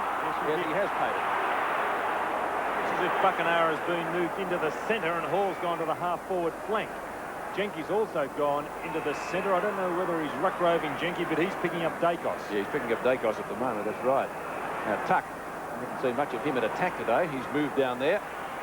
For reasons that he knows best. Dunstall, late on the lead. In front was McGuan. Spoiled him. Krasiska, well tackled. Ball spills loose. 10 of them pounce on it. And wiser heads prevail. It will be a bounce or a throw up about 20 metres out from the Hawthorn goal. Well, Alan Joyce, there he is on screen now. He's coaching this side really, really well. And Buckenara loves playing in the centre, a very highly skilled player. It's in front of the Hawthorn goal, and the umpires plucked the free kick out of that one. It goes Collingwood's way. And in fact, it's Paul Hawke at the base of that pack. Couldn't possibly see what happened in the bottom there. There's Buckenara, disciplined play out wide to Dixon. It sits for him beautifully. He'll try and hook it back to the goals. Ducking back was Dunstall. Is it a mark? Go to Collingwood. In fact, it's a free kick to Dunstall, said the umpire. He said there was shepherding, holding Dunstall out. So bad play by the Collingwood defence, Don. Shane Moore with the culprit there. You can see him on screen there. We'll see here on replay the high ball coming up. Now let's look at this closely. Oh, the umpire must have been in a better position than what we were. Well, here's Dunstall going for goal number 5. There's the kick. It's another one to the Hawks.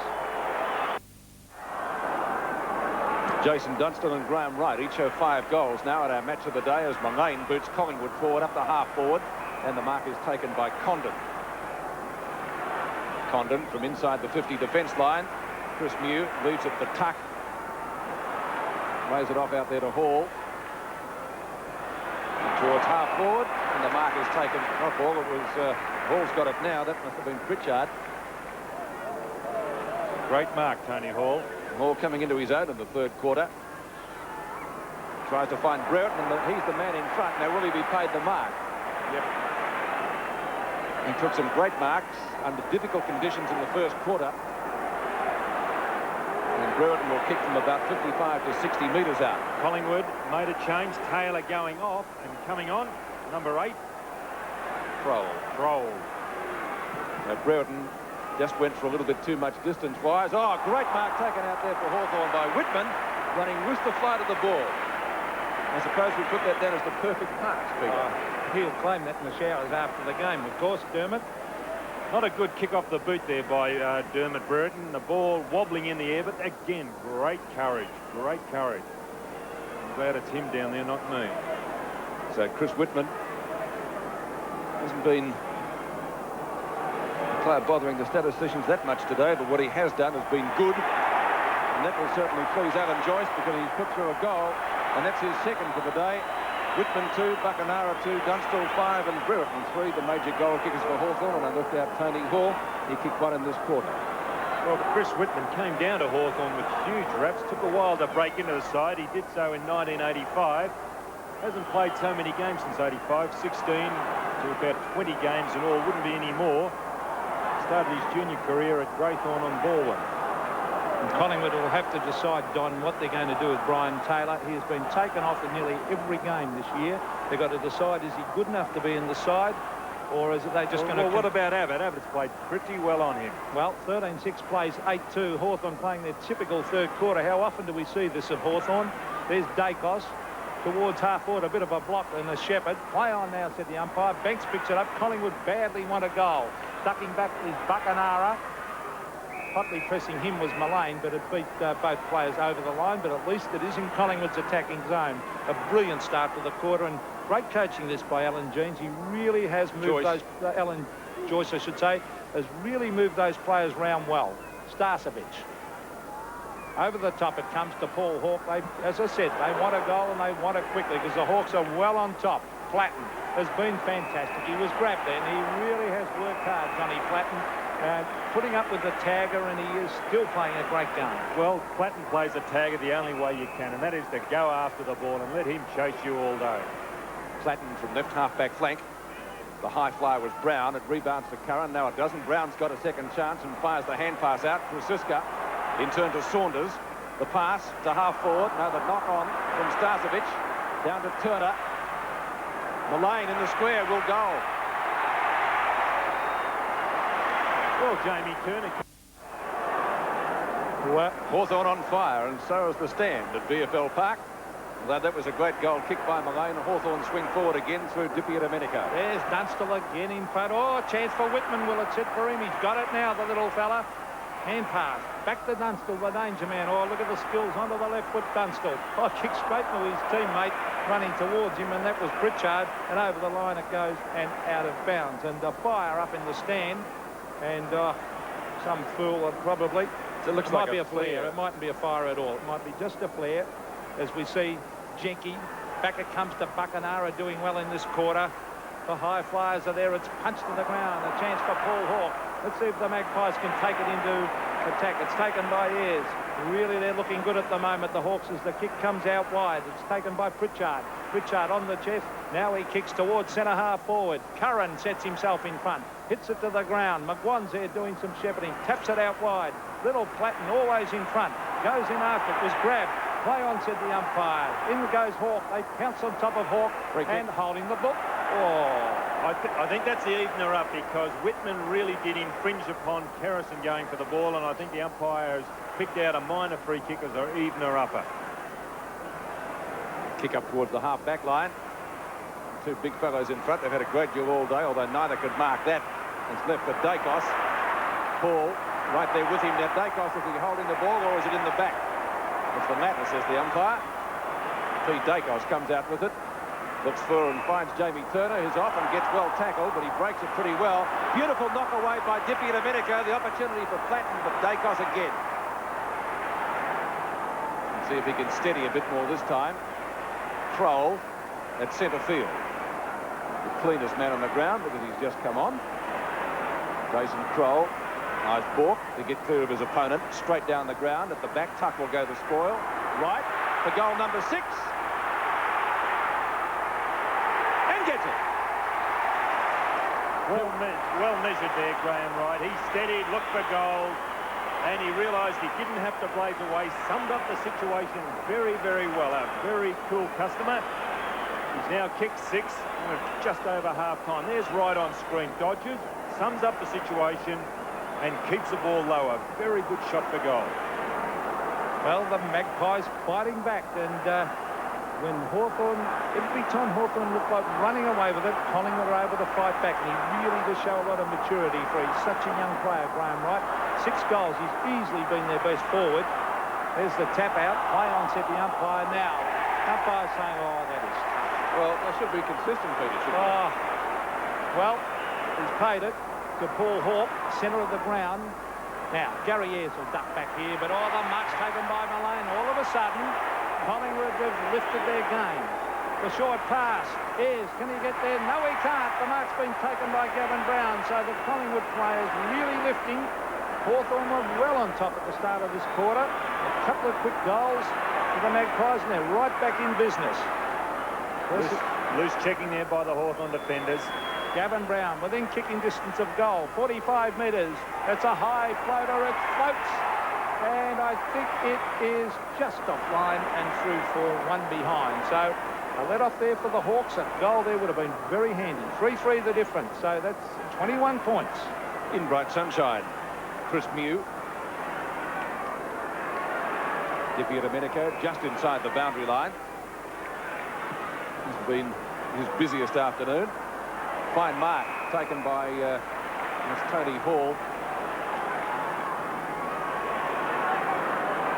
Jenke.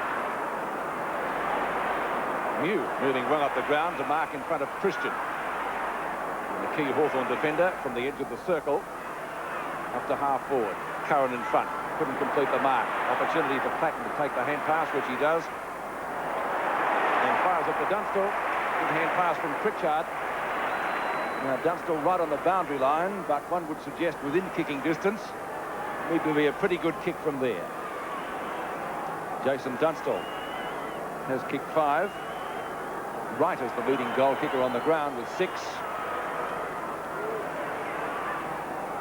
Into the forward pocket. Ball finally scooped out to Brereton, who's gone for a hand pass. Buckenara shoots from 20 metres out, 1 behind is the result.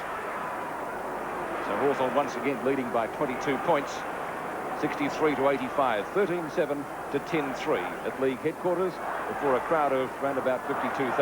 Francisca, short, finds Morwood. Dippy Domenico has been fairly quiet the last 2 quarters. There's a short pass, was a bad one. It's towards half forward. Hall's really picked up his game. He runs onto the left foot. He centres the ball. This should be a mark. Oh, no, it hits the deck. I thought Brereton had his name written all over it. Saunders is there against Dunstall. Look at the skills of Dunstall. Tremendous play. Tries to soccer it off the ground. Saunders is there to do likewise. Pritchard, he's got it. The young fella hooks it towards full forward. Up they go. It'll hit the deck. Dunstall tries to kick it off the ground. Saunders is there. Tremendous desperation going on deep in that forward pocket for the Hawks. What good use of the body. We always refer to use of the body when going for a mark, but Dunstall there, the way he used his body on the ground just to retard the Collingwood backman. Right deep in that forward pocket, there's Brereton. Caught. The umpire might play holding the ball. He will, as he was attacked by 2 Collingwood players. Something went on in the pack there. Dermot let one go. Well, Mick McGuan's at the bottom of the pack, and Dermot having plenty to say there. And saying that there was a bit of an eye gouge or something, I think, as we see Mick McGuan from deep in defence. Up they go. Oh, 2 Hawthorn players spoiled each other. There's Pritchard trying to hook it out. He does so, but waiting there is Kerrison. Kerrison over the top. Oh, look at the skills of Dacos. Beautiful football. Peter Dacos as he kicks long. He's looking now for Wright. Condon over the back, tries to tap it away. Went in hard again after. Chris Mew's there also. He'll head for the line. No doubt about that one. And over the line he goes. Half back for Hawthorn. Boundary throw in. Hawthorn have made a change. Sorry to cut across you. Lawrence coming in, Peter. Just couldn't pick up the player going off. Knocked down by Christian. Tried to find Wright. Might have been Dixon off the ground. Ball bounced, I think, just inside the light. It did, so another throw in, but it's a little bit further away from the goal. 10.5 minutes to go in the third term. It's going to be Christian against Deere. Won by Christian, but hit straight to Jenke. A high kick. Underneath it is McGuan. Just about took the mark in front of Whitman. Good hip and shoulder by Brereton. Ball booted away by Pritchard. Up to half forward. Standing his ground is Prasiska. I'll change the teeth just a moment. Booted up to Christian at half forward. In front is Mew. Ayres. The clearing kick is short. We all lost sight of that one. Good tackle on Kroll. Now to centre wing. Still got his kick in though to his credit, and the mark is taken by Brown. He'll find out the hand pass. That's too high on Paul Hawke. And he will take a free kick, surely. Hawke on right centre wing. Quite obvious. It's out of bounds. In the meantime, a little bit further towards Collingwood's goal, about 65 metres out. 9.5 minutes left in this quarter, and the next goal very, very important. Collingwood need to kick it to give them a sniff of victory. If Hawthorn kick it, it'll be very difficult. There's the kick wide. Oh, beautiful pass. That was from Hall to Pritchard. Now the lead has been made by Lawrence, who's just come on the ground. The big fella, he's about 6'8", tries to tap it on. He does so well to Whitman. Whitman's got it. Will he give it back to Lawrence? No, he gets onto the left foot, and he looks for Dunstall. Dunstall in front. Oh, was held. No, it's against Dunstall, said the umpire for shepherding. Oh, I don't know. Should I better let that one go, but still. You're a full forward, though. Well, I like the way he plays, Dunstall. He's tremendous. As it comes down to Tuddenham, he's at half-back. A hand pass. Further afield, that Gafer was very slow to get rid of it, but he eventually gets the kick and finds Kerrison. Kerrison was thinking of giving the hand pass. He's on centre wing. Collins at the back. Oh, chance now for the Magpies. Play on as Hawke gets it. 50-metre mark. He sprints into the open goal. He hooks it. And it comes back. It's a goal. Once again, Collingwood back in business after that goal from Hawke. And bursting his way through for Collingwood is Prasiska. The left half-forward flank. And Hawke, another chance. Can he make it two? Suck it off the ground, but not very far. Christian. And a real lion-hearted effort there to get it out to Banks. Right on 50. Can he get clear? Does so. Breaks the tackle from Abbott. Wobbles it to full forward. And 1 point or a mark. The goal umpire nods. I thought that was true. Oh, that was rather dangerous. Anyway, they got away with it. Condon getting it to Tuck. The skipper out the half-back. Manson was the only one that looked like taking the mark. And Manson about 70 metres out. He's taken many marks today, Manson. Kick only travels about 40 metres. Tuck in front. Can't complete the grab. Fumbled by Banks. Down goes Mew. It's paddled out to Hawke. Off the ground from Dippy to Domenico, but straight to Jamie Turner. Support from Tuddenham. Pritchard's got him. Thrown out to Turner. And Christian marks. No, he hasn't marked it. Great attempt.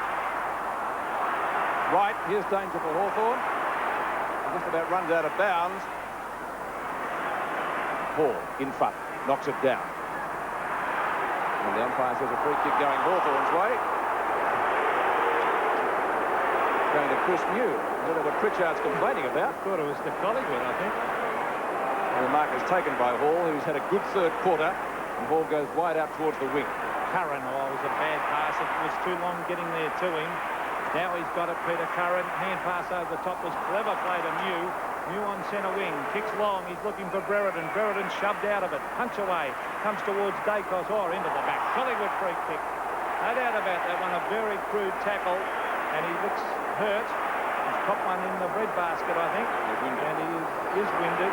There's a new trait coming into the game. We can get this one on replay too. The way that Brereton's coming through and those players going to ground, the players are now starting to drop their knees in. You see Brereton making contact as he was pushed to ground. Now Dacos I think he'll recover. He doesn't look too good at the moment, though. There's the kick from Dacos towards half-forward. Hall and Christian. Christian was the high flyer.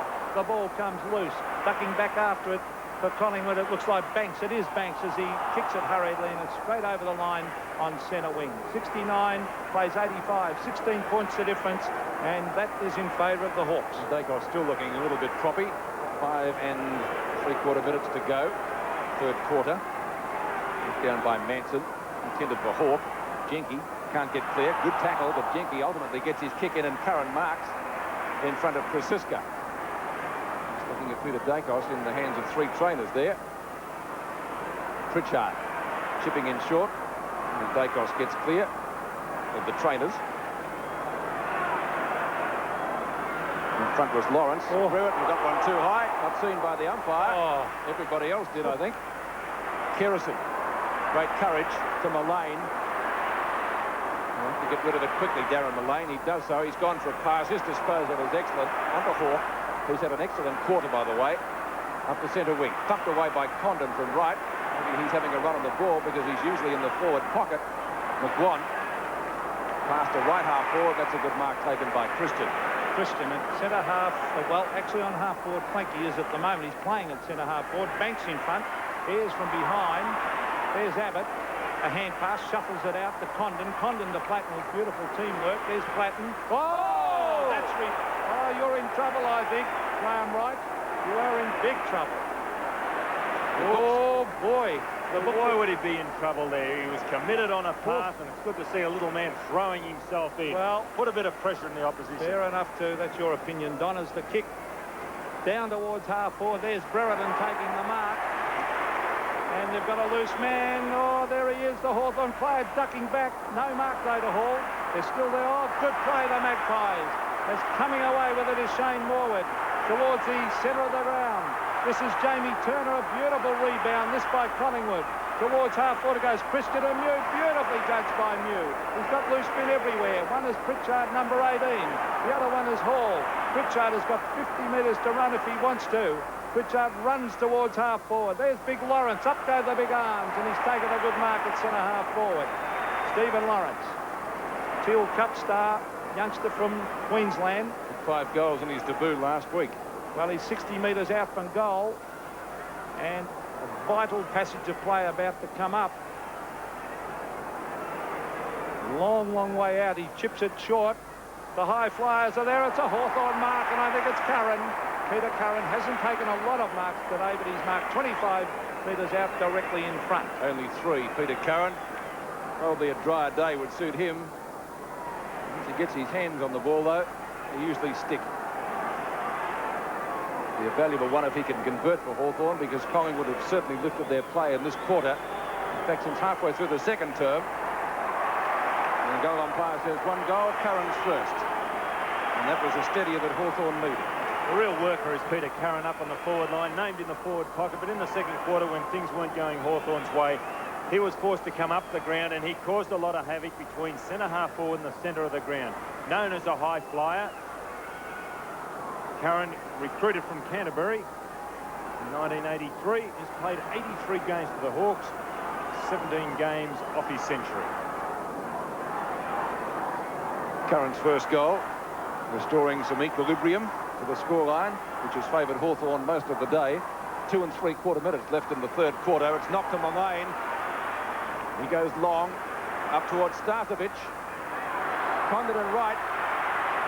Wright trying to get around for goal number 7. Beautiful pass to Starcevich. And what a great player Wright is. Everything he has done today has been good. Reminds me of Jimmy Cracker. At his best. Good comparison. The way that he's so quick, and he looks for a fellow every time he gets the ball. Starcevich, 45 metres out, pretty well directly in front. Banks? Banks. No point. Oh, shit. 1 point. It looked the mark, didn't it? Well, took it inside the line. I thought, well, Condon down there had one earlier, Peter, which to me looked behind the line, and that one was very similar. Let's take a look again. Now, that was in front. He was behind, but I thought the ball was in front. Anyway, Michael Tuck snares it at half-back and gets clear. Tuck goes for a pass up towards centre field. The mark spilled on that occasion by Curran. Socket away by Krasiska. Turner down to Tuddenham. Tuddenham inside the square. Unloads from a standing start up towards Christian. who marks in front of Abbott, same position. Yes, Michael Christian, a big chance to score a goal from here, and the Magpies need it. They're down 3-3 at the moment, 21 points, getting close to three-quarter time. In fact, 1.5 minutes to go. So the Magpies could really do with this one to lift them. Michael Christian, slightly off the side of the boot again, hit the post. So it wasn't that far off. I thought it was going to miss easily at first, but it had to come back. Well, a little bit of luck there for the Hawks. They're still in front, though, hanging on. Collingwood making a valiant effort to come at them. 1 minute and 15 seconds. Official time to go. Gary Ayres not sure who to give it to. Now he's found a loose man at the half-back line. There were two of them, in fact, and the mark has been taken by Paul Abbott. Abbott, further afield, finds Buckenara on a good mark to Gary Buckenara, half-back flank. The Hawks steadying, and Collingwood, the last thing they want here is a Hawthorn goal just before three-quarter time. Pritchard, see Hawthorn just hanging on to possession at the moment. There's 53 seconds to go in this quarter. There's Vic Manson. Take a very good mark. Over it goes to Mullane, and Mullane gives it back. Dangerous this. Not a good hand pass. Now they're in trouble. They'll get out of trouble. Prasiska breaks clear. He's gone for a pass out to Starcevic. Some useful work late in this quarter. Can Collingwood get a goal? Out to Brown, right half forward flank. 33 seconds to go. They've got time. Banks goes back for his kick. So Dennis Banks, right calling for it in the goal square. He was on his own, but Dennis Banks obviously fancies himself to kick it. Banks did the right thing there. There's just no way known he was balancing. Could have got it across the right. So the siren will go, probably while he kicks off the side of the boot virtually, and out of bounds. And that will probably be the last scoring opportunity of the term. Clock showing 0. In fact, there is the siren for three-quarter time. Hawthorn leading 14-7, 91 to 11-5, 71. Three-quarter time in our match of the day, and in fact all matches in VFL being played today. Let's check the scores for you. And at VFL Park, Collingwood with the job to do. 11-5, 71, trailing Hawthorn 14-7, 91. Melbourne 7-11-53, still trailing Essendon. Upset on the cards here, 12-4, 78, the Bombers. Footscray 10-16, 76, comfortably ahead of Richmond 3-8, 26. And in the last match, Carlton 7-8, 50, St Kilda 3-5, 23. Also some matches being played in the fifth round of the South Australian National Football League, and let's check those scores for you at half-time. South 9-6-60, trailing Central by the 3 points, 9-9-63. Sturt 5-5-35, trailing Torrens 5-13-43. At Woodville Oval, Woodville 4-8-32, Glenelg 9-10-64. One game of rugby league being played at the moment, and that's out at Brookvale Oval, where Manly leading Cronulla 24-12 at half-time. Pretty open, free-flowing game that is too. Another game being played later today down at Canberra, but that's the only one in progress at the moment, so Manly ahead 24-12. And with those scores updated, we can go back to Peter Landy, where they're just about ready for the final quarter in our match of the day. Right, thanks, Steve. Yes, they're just about ready. Lee Matthews making his way from the field. Both coaches completing their three-quarter time address. Don Scott, how did you see the third quarter? Well, it's interesting just going off screen there. Paul Tuddenham going off, and Brian Taylor was taken off earlier in the third quarter, and that's an interesting move because I thought Tuddenham played quite well in that third quarter. He was a strong little player, and this is the Clatton right clash. Did he lift the elbow or not? I think he missed him anyway. But statistics, 158 to 168. The kicks in favour of Hawthorn. Handball 60-65. Hit out 23-29. We'll go down to the boundary, and Peter Donegan. Lee Matthews said 20 points is not insurmountable. Collingwood have to be first to the ball, and it's interesting to note there's a bit of breeze now, and it is favouring the end to which Hawthorn are kicking in the last quarter. Final term of our match of the day. Hawthorn leading 91-71 before a crowd in excess of 52,000. Knocked away by Deer. Hawthorn get first touch of it down to half forward, but not for very long. It's Gafer. After Saunders, who's well shepherded. Saunders up towards the left half forward flank, and the ball will just dribble over the boundary line for a throw-in in Collingwood's attacking zone. We had a heavy shower here just before play started, and some rain during the second and third quarters. Fine conditions now, though. And once again, we'll go through a boundary throw-in. No one really making much headway there. It's hard to say what Lee Matthews could do because there's a, you know, each player's got a job to do and they're all teams doing it well, manning up, and you've just got to wait for the break. Manson takes it from the pack, gives it straight to Whitman. Curran took the mark and got one for his corner behind the left ear. That'd sting on a day like today. Curran short of left centre wing, or right centre wing for Hawthorn. Ball down to Platten and Kerrison, the two number 44s. Big Lawrence tries to pick it up, can't do so, scoops it out. First man there is Lawrence, gets it past Brereton. Could be a costly fumble by Gafer. Dippy Domenico looking for a free kick for holding the ball. In goes Jamie Turner, came out just as quickly. It's all arms and legs. We'll see a ball up. Right on that half-forward line, 50 metres out from goal. A very, very vital first couple of minutes of play. Lee Matthews and Ron Richards looking very apprehensive there. It's imperative for Collingwood they don't allow Hawthorn to get this first goal. There's Buckenara, loses it. Matthew Ryan's on the ground. To Paul Hawke it goes. Now the hurry kick to the centre of the ground. Over the back, a chance for Condon. Oh, he shuffled that one away to Ayres. Ayres cleverly taps it back to Condon. Can he pick it up? Now he's got it. Very slow getting rid of it, though, as he gets it out to Pritchard, who's played a pretty good game. He headed straight for the boundary line. The umpire on the blind side. And just allowed that one. 11-5-71 to 14-7-91, so 20 points the difference. It's on centre wing. Manson shoved out of the way, straight to Dacos. Dacos a hurry kick towards the forward pocket. Mullane's at full forward. Mew's been an excellent player today at centre half back. It's still in play. Now it's over. And he was well on top of Starcevic, and now they have Michael Christian playing at centre half forward. Boundary throw in, left half forward for Collingwood. Starcevic. Ayres. Pritchard. Pritchard at right half back. To get it moving quickly.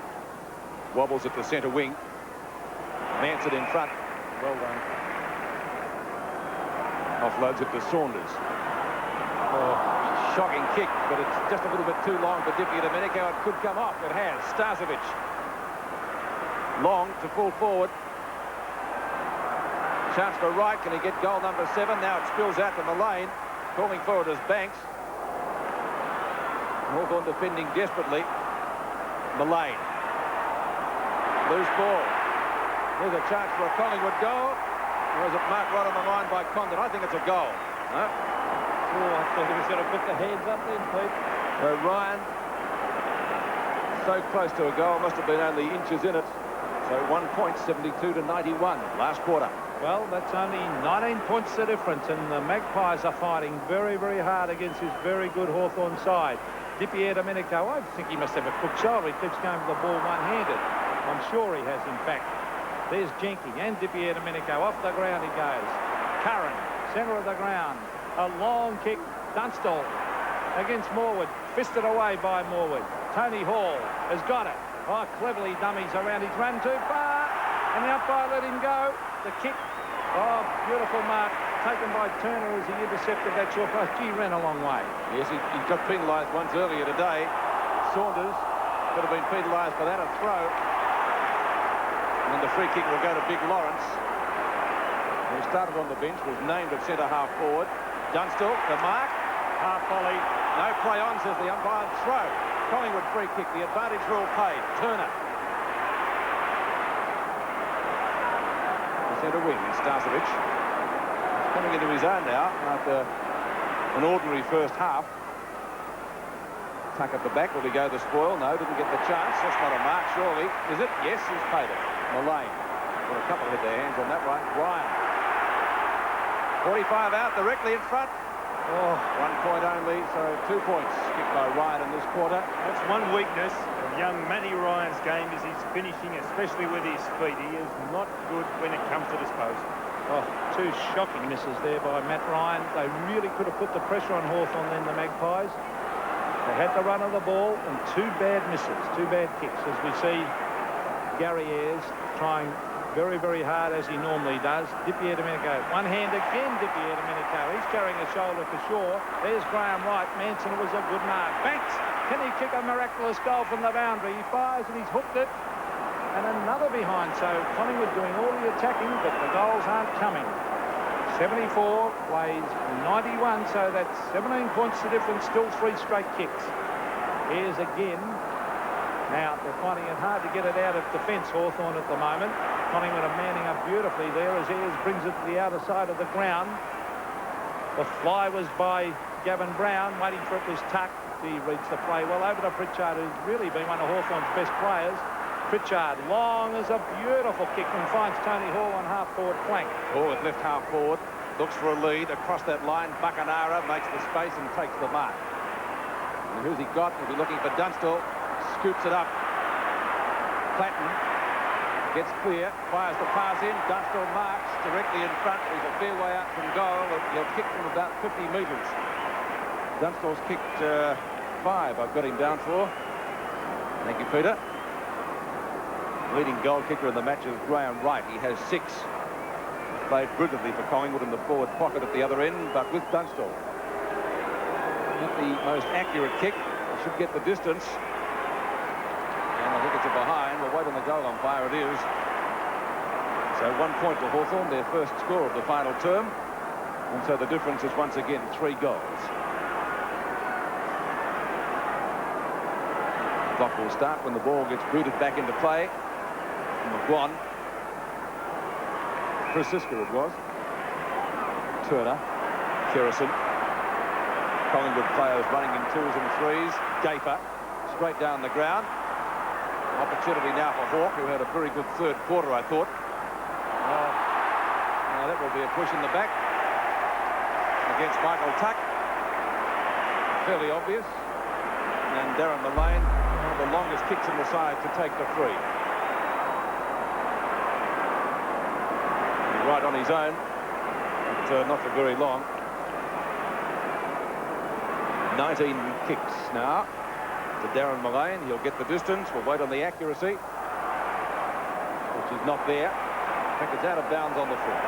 Poor kick again by Collingwood, and I wonder if that breeze has sprung up a little bit, as Peter Donegan said. There's Tuck. Couldn't take the mark. Oh, he butters up beautifully, though, Michael Tuck, and it's a long kick to centre wing. Domenico couldn't take the mark, and I'm sure he's carrying a shoulder injury because he wouldn't be out there, Peter, if he was that bad. Well, he's been for 5 marks with one hand. I think that indicates a shoulder injury. Could indicate something else too. What? Well, there's the Collingwood bench. I won't make their answer that. You see Big Manson down to the ground. That was Collins, in fact, the Buckenara. Buckenara tries to tap it on to Curran. Hawke.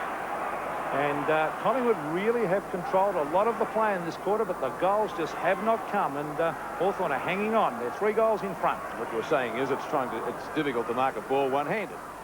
Well, he's just not reading the ball properly. He's getting too far underneath it, and he's going with one hand trying to make that little bit extra height. So another bounce. Lack of confidence, really. Centre wing, Deer, Buckenara. It's a rainmaker, and we don't need those at VFL Park this afternoon. Brereton taps it further forward. Pritchard is there, off the ground. It's all Collingwood at half-back. They can just about raffle it. Now, hand pass is taken by McGuan. After Kroll got the hand pass out. Kerrison, missed one he should have taken. Butters up well played. In front is Mew. At the bottom is Collins. Domenico from centre field. Long ball up towards half-forward for Hawthorn. Dunstall. Beautifully done. He was grabbed.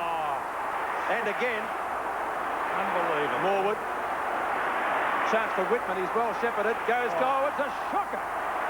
So both sides missing shots at goal this quarter that they should have made. 11-8 to 14-9. Oh, Jason Dunstall will be the stiffest full forward playing the game. Definitely holding the man. The umpire let it go. It's at half-back. This is Jamie Turner. Let's see if the Collingwood can rebound and take it down there and score a goal. They're really liven the game up. There's a free kick to Collingwood to Hawke. Centre of the ground. And the Magpies striving valiantly to get it forward. There's Kerrison taking the mark on centre wing. It's from here on in that they've fallen down. They've been getting up there time and time again. Kerrison wide. A chance for Banks. He gets there too. Now, a goal here.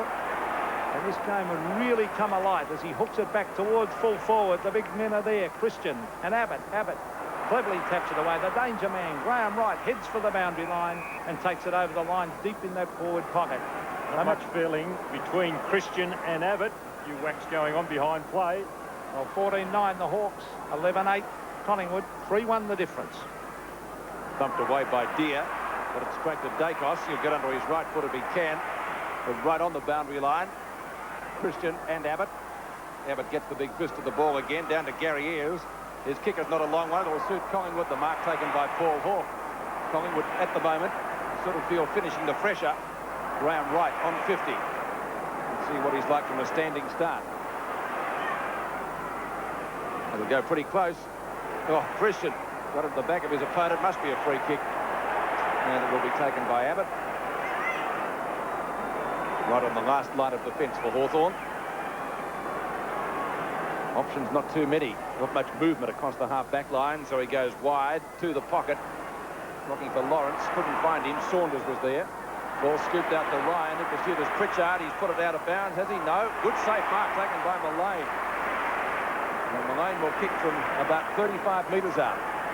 Hawthorn about to make a change. Robert Dixon coming on, and Lawrence, I think it is. Yes, Stephen Lawrence coming off. Tall timber needed here. Right across the face of goal. And it beats Christian. We'll see a boundary throw in about 25 metres from the behind post. Well, Collingwood, I think that's a good move too at this stage. The conditions not suiting young Lawrence, and Dixon far more mobile play. Here's a chance for the Magpies. Good tackle on the Collingwood forwards though. There is Ayres. Coolly and calmly gives it to Bacanaro. Oh, looking for Jenke. A chance for Manson. Well done by the big fella. It's off the side of the boot though. Dipier Domenico ducks back. Can't take the mark. Also there is Condon, and they take it over the line. And Robert Dipier Domenico not too happy with the umpire there. The Hawks rule, well, they certainly ruled for most of today, but Collingwood really battling valiantly to come back into this game. There's Ayres. A hurried kick out of defence. Again, Manson is there forming that wall. A little chip pass across is a good one, and the mark has been taken by Starcevic. Well, Collingwood have attacked virtually, Peter, for the whole first half of this quarter, haven't they? And they haven't really gained much on the scoreboard, so they have controlled the play. There's a wobbly kick. Is there anyone there to throw? Two Hawthorn players. How can you take advantage when you've got kicks like that going into your forward line? They're just blazing away and playing into the Hawthorn backman's hands. That was Abbott. Bringing it out to Mew. Punched away by Starcevic. Matthew Ryan is there. He's got it too. He's on the boundary line. He'll centre this one. Can he kick a goal? No. It's another behind. So the Magpies waste many opportunities. And Matthew Ryan, I think, has kicked 3 of them so far. Taylor coming back onto the ground. Christian going off. That's interesting. Condon up from the back pocket. Decides to centre the ball. That's a wise decision. It goes to Hawke. In turn to Taylor, who's just come back on. Loose man. And it's going to be an effective move because Manson's grabbed the mark. Bad play, Condon gone. And Tuddenham warming up on the boundary line. Hand passes on to Kerrison. He sprayed that one a little bit. Here's Wright. And marks! Oh, what a ripper! Oh, what a good play. Can this little man get up for a ball? He's gone for a short pass. Unselfish. And the grab is taken by Brown. Banks off to Collingwood, and Tuddenham coming back on. Well, they've got to get a goal shortly, Collingwood. It's been down there that often.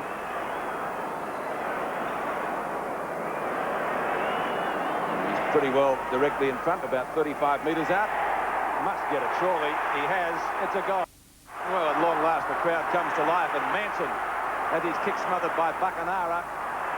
Platten gets around Hawke. Hawthorn need a goal to answer that pretty quickly. Platten up to half-forward. Good safe mark across the half-back line. That's Kroll. Will he get clear? He does. Beautiful little chip pass. Oh, just a little bit wide. With pressure now on the Magpies. Oh, beautiful defence by McGuan. He's looking down there for Morwood. Greg Deere taps it wide. Manson played a terrific last quarter. He's grabbed by Pritchard. Greg Deere goes in. Back it comes off. Bad hand pass. Manson's got it. He shuffles it out. Looking for Dacos. A quick kick goes to Deere. Deere looks for Mew. Mew a hurry kick. Kicks straight from his teammate there. And that looks like Pritchard, or is it? In fact, it's not. Yes, it is Pritchard. Number 18. A lot of desperation there. Michael Christian and Dennis Banks. On the interchange, Manson doing very, very well in this final quarter. It's punched away. Little Andrew Collins is there. Kick is smothered, and it's forced over the line on the true centre wing position. There's Paul Tuddenham back on the ground. Started off well and then faded. 2 goals the difference. The Magpies fighting this right out, and the Collingwood army of supporters have really lifted. There's Deere. Taps it over the top. Ryan didn't actually have the ball. Play on, said the umpire. It'll be on if Hawthorn, if Collingwood can score a goal here. It's in the centre of the ground as Little Patton dives on top of it, and umpire Brian Shan will bounce it. Well, we've got a great contest now. Not much science, and especially when the game's as tight as what it is, you just got to get your foot on the ball as quickly as you can. Yes, if echoing Peter's thoughts, if Collingwood can get the next one, it's a real ball game. They could probably just about pinch it. And they're not pinching it off John Platten. He won't surrender that ball, and it will be a ball up again on centre wing. Collingwood look a little bit fresher. They do, don't they? Hawthorn struggling to get forward. Out to Dacos.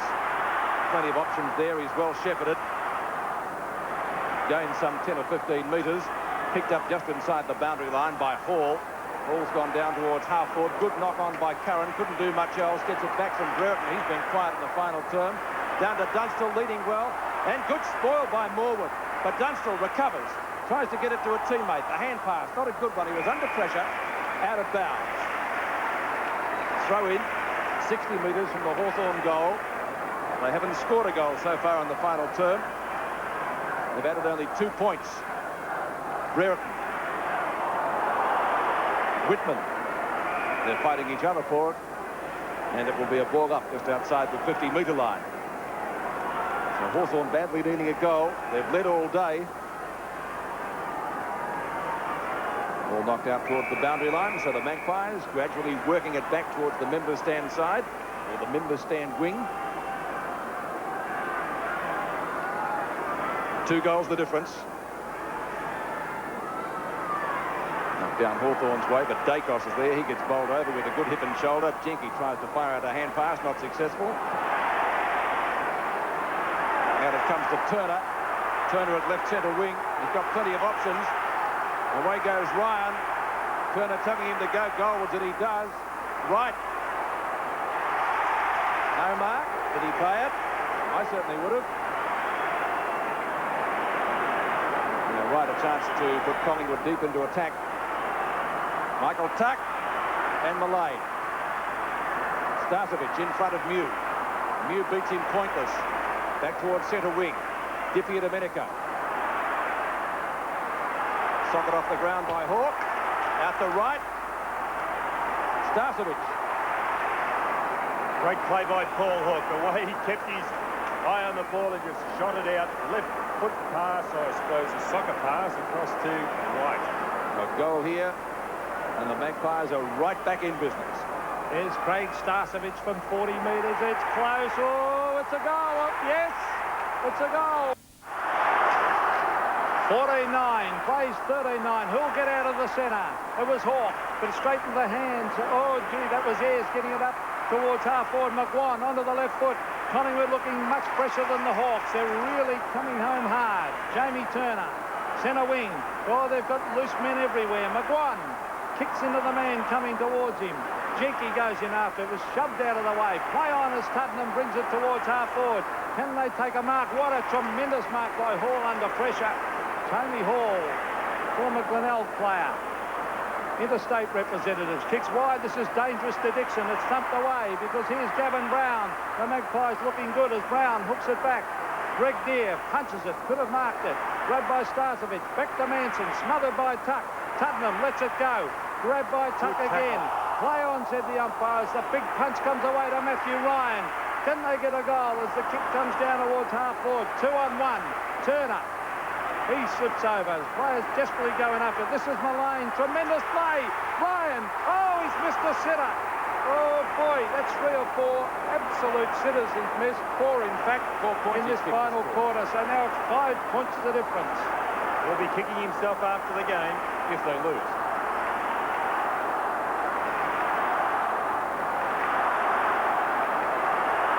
Condon. Left back pocket.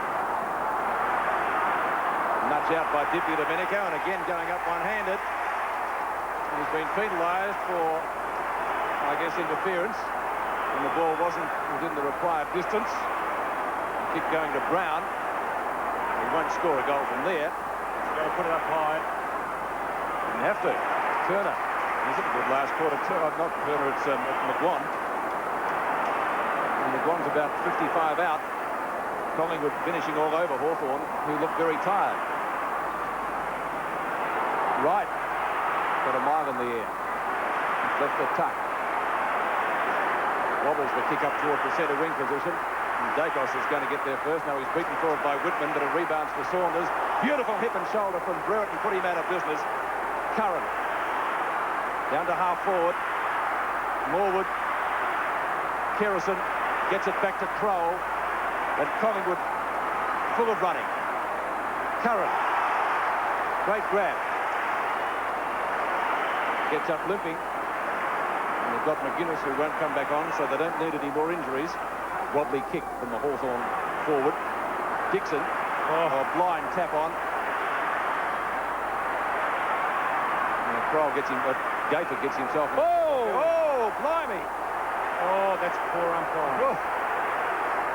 He went down like a sack of spuds. Morwood. Dacos. Almost caught by Tuck, but it goes to Hawke, and here come the Magpies. Well, the Magpies. This is Matthew Ryan. Down he goes, looking for little Graham Wright. He ducks back. A chance for Tottenham. He's got it. 50 metres out. He fires. Abbott was grabbed. Play on, said the umpire, but he did touch it, I think. Oh, boy. As it goes back through from behind, and the Collingwood fans roar. There's Paul Tottenham.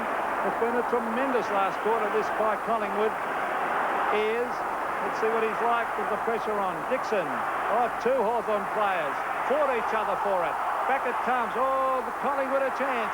Through Hawke to Ryan. A hand pass to Mullane. Mullane onto the left foot. Can he kick it?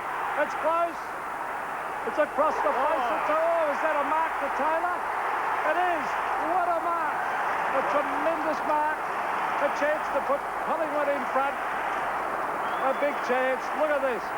Well, I haven't seen Brian Taylor get up this high for quite a while. Yes, I think the umpire was right. I would have paid the mark as well. Well, Brian Taylor was taken off the ground. He hasn't scored a goal all day. Lee Matthews brought him back on. Took off Christian. Looks like he's going to run out and try and stab it in. Yes, a banana kick. And what's he done? He might have kicked it. Oh, boy. There was no reaction from the Hawthorn supporters behind the goals, and I thought it was through. 3 points the difference with 3 minutes to go. And 13 seconds to go in this game. Plenty of time for Collingwood to get up if they're good enough. They've been bombarding the goal all quarter. It's a very tired-looking brown and gold lot out there at the moment. Can they find something?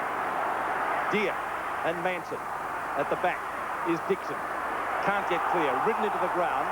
Dacos throws it out and will be penalised for such. It'll go to Jenke. Chips it in short, looking for Dixon. He's marked on the centre circle. Kerrison making sure that he didn't go anywhere. Down to half forward. Curran fumbles at the crucial moment. Grabs Hawke when he didn't have it. Should have got a free kick, I thought. Been a great player for Collingwood, Paul Hawke, in this last quarter. Hawke out wide. Starcevic lifted his game too, Don. The right centre wing. Condon fumbles. Can't get clear. Collingwood's tackling excellent. Dacos, will he give it to Hawke? He does. This could be the one that puts them in front. It won't matter. Wright's got it. And goal number 7 coming up.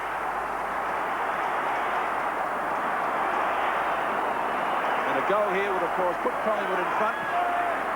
And you couldn't get a better man to kick it. And there he is again. Hawke featuring in play.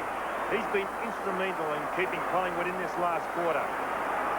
Graham Wright can really become a hero here. He's kicked 6. A chance for goal number 7. He does. Oh, he runs out a bit. There's the kick. Oh, it's close. Hit the post. Oh, boy.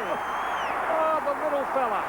The little fella a chance to cover himself in glory. Not that he hasn't done that already. 1:34 to go. 2 points the difference. Hawthorn in front.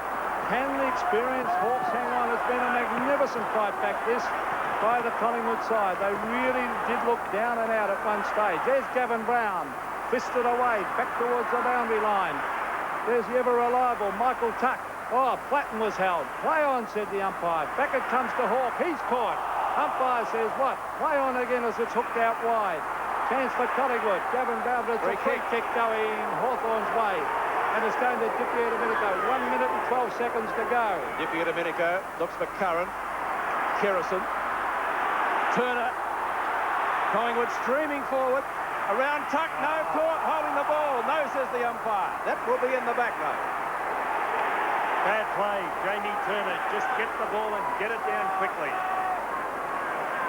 New taking his time. Hawthorn playing keepings off. Mark is taken by Tony Hall on right centre wing. 42 seconds to go. 40 seconds. 39. 38. Still a chance if Collingwood can get the ball here. There's a wrestle between Brereton and his opponent. Flatton tries to get clear. And he should have got a free kick. One would have thought for that. Gee, that's unbelievable. Oh, 22 seconds to go. Brereton, Hawk. Dixon. Dacos. Gets grabbed. Caught, well caught by Buckenara. At the Jenke. Ayres takes it from Dixon. Brereton on his own. There's the siren. A shot at goal for Hawthorn has been taken. Now, was it a score? I'm not quite sure, because the siren might have gone. No score, so Hawthorn have won it.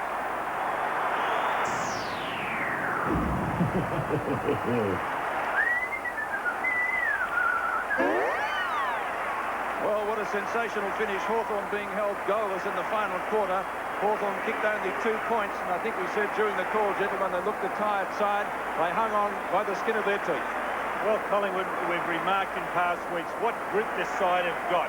They've come back. Hawthorn should have really gone on with this game, but it was just through, I suppose, this newfound character at Collingwood that they just did not allow their opponents to get away.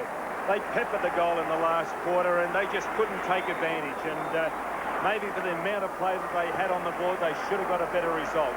Matthew Ryan maybe a little bit inaccurate. He's got to work on his disposal, Peter. They had the chances to win. Ryan kicked 4 points, and Graham Wright, who was sensational right throughout the game, had the chance to really win it for them, but he missed it right on the siren. So Hawthorn get up and score 14-9, 93 to 13-13, 91 in a thriller at VFL Park.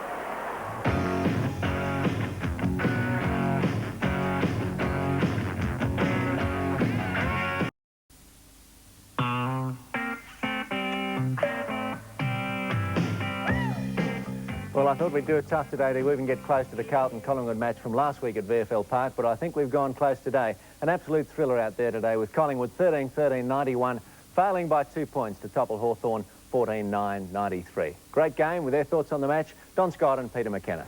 Thanks very much, Steve, and what a tremendous game of football it was. We all thought that it'd be hard to surpass the game last week between Collingwood and Carlton, but the Magpies have really proved that they've come of age as a football team, and with a little bit of luck, as we see the scene in the Hawthorn dressing rooms, Don, they'd be very, very relieved to get out of that game.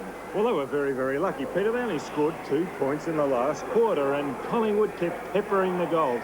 Maybe there's something wrong with their Collingwood disposal or their penetration when we see there on screen. One very unhappy, I suppose, Collingwood supporter, but Collingwood had their chances, and some of the players could blame themselves. I suppose we could mention, without being hard, on Matthew Ryan, who came on. Now, he had a number of shots for goal, but his disposal let him down, and I think the turning point, if there was a turning point, came at the 90 seconds to go. Jamie Turner on the outer wing had his chance. He tried to balk an opponent. In that situation, you've just got to get the ball on your boot quickly and send it down and hope that something's going to happen on your forward line. Graham Wright, the little rover, could have covered himself in glory. He played a sensational game, Don, but that one he missed could have been vital. And interesting, when you look at that, Peter, his kick, that last kick for goal, he stuttered on the way in, and when he went to kick that ball, and it just drifted to the left. Match stats, Collingwood got the kicks, but I think they played a lot of possession. Well, I know they played a lot of possession-type football, kicking the ball to one another, but Hawthorn, they deliver the ball so well. They put it out in front, and when you're playing for Hawthorn, those players can lead with confidence because they know that the ball is always going to go out in front of them. Marks favouring Collingwood 83-74. The handballs, that's the interesting one, 95-75. Again, that possession-type football that Collingwood are, well, I suppose it became known as, or they were forced into by Hawthorn. The hit-outs, in favour of Hawthorn, and mainly through Greg Gear. I thought he held sway over Manson. Manson's still got to learn a little bit about ruck play, positioning his body, but Manson made up for it for a good ground play. He was a good mark around the ground and took some very courageous marks. It is amazing, though, how Hawthorn, Don, repeatedly seem to win these close games. Well, they play, the way they train, Peter, they play and they take that into their game. They've got fellows running past each time, and they know that they're going to get backed up. Now, there's an interesting statistic. A fellow playing in the forward pocket having 16 kicks. A permanent forward, 8 marks and 6 goals won. Next, Jason Dunstall, the full forward. Well, Jason Dunstall was tremendous. I thought Morwood got on top of him towards the finish, but a great game again by Jason Dunstall. Well, Hawk coming up, and he played a tremendous game, and he was the player responsible in the last quarter for getting Collingwood into the game. Well, Tony Hall, I thought he started off very, very slowly, but really came into it in the second half. 16 kicks and 6 handballs, so he played a good second half, Tony Hall, in a very, very good game of football out here today at VFL Park. And a great game, and Collingwood have come of age. Back to you, Steve Rebellion. Thanks very much, Peter and Don. A great game, and thanks for bringing it to us. Yeah, couldn't ask for a better one than that, could we? Well, we'll bring you up to date with the scores from all other games after this break.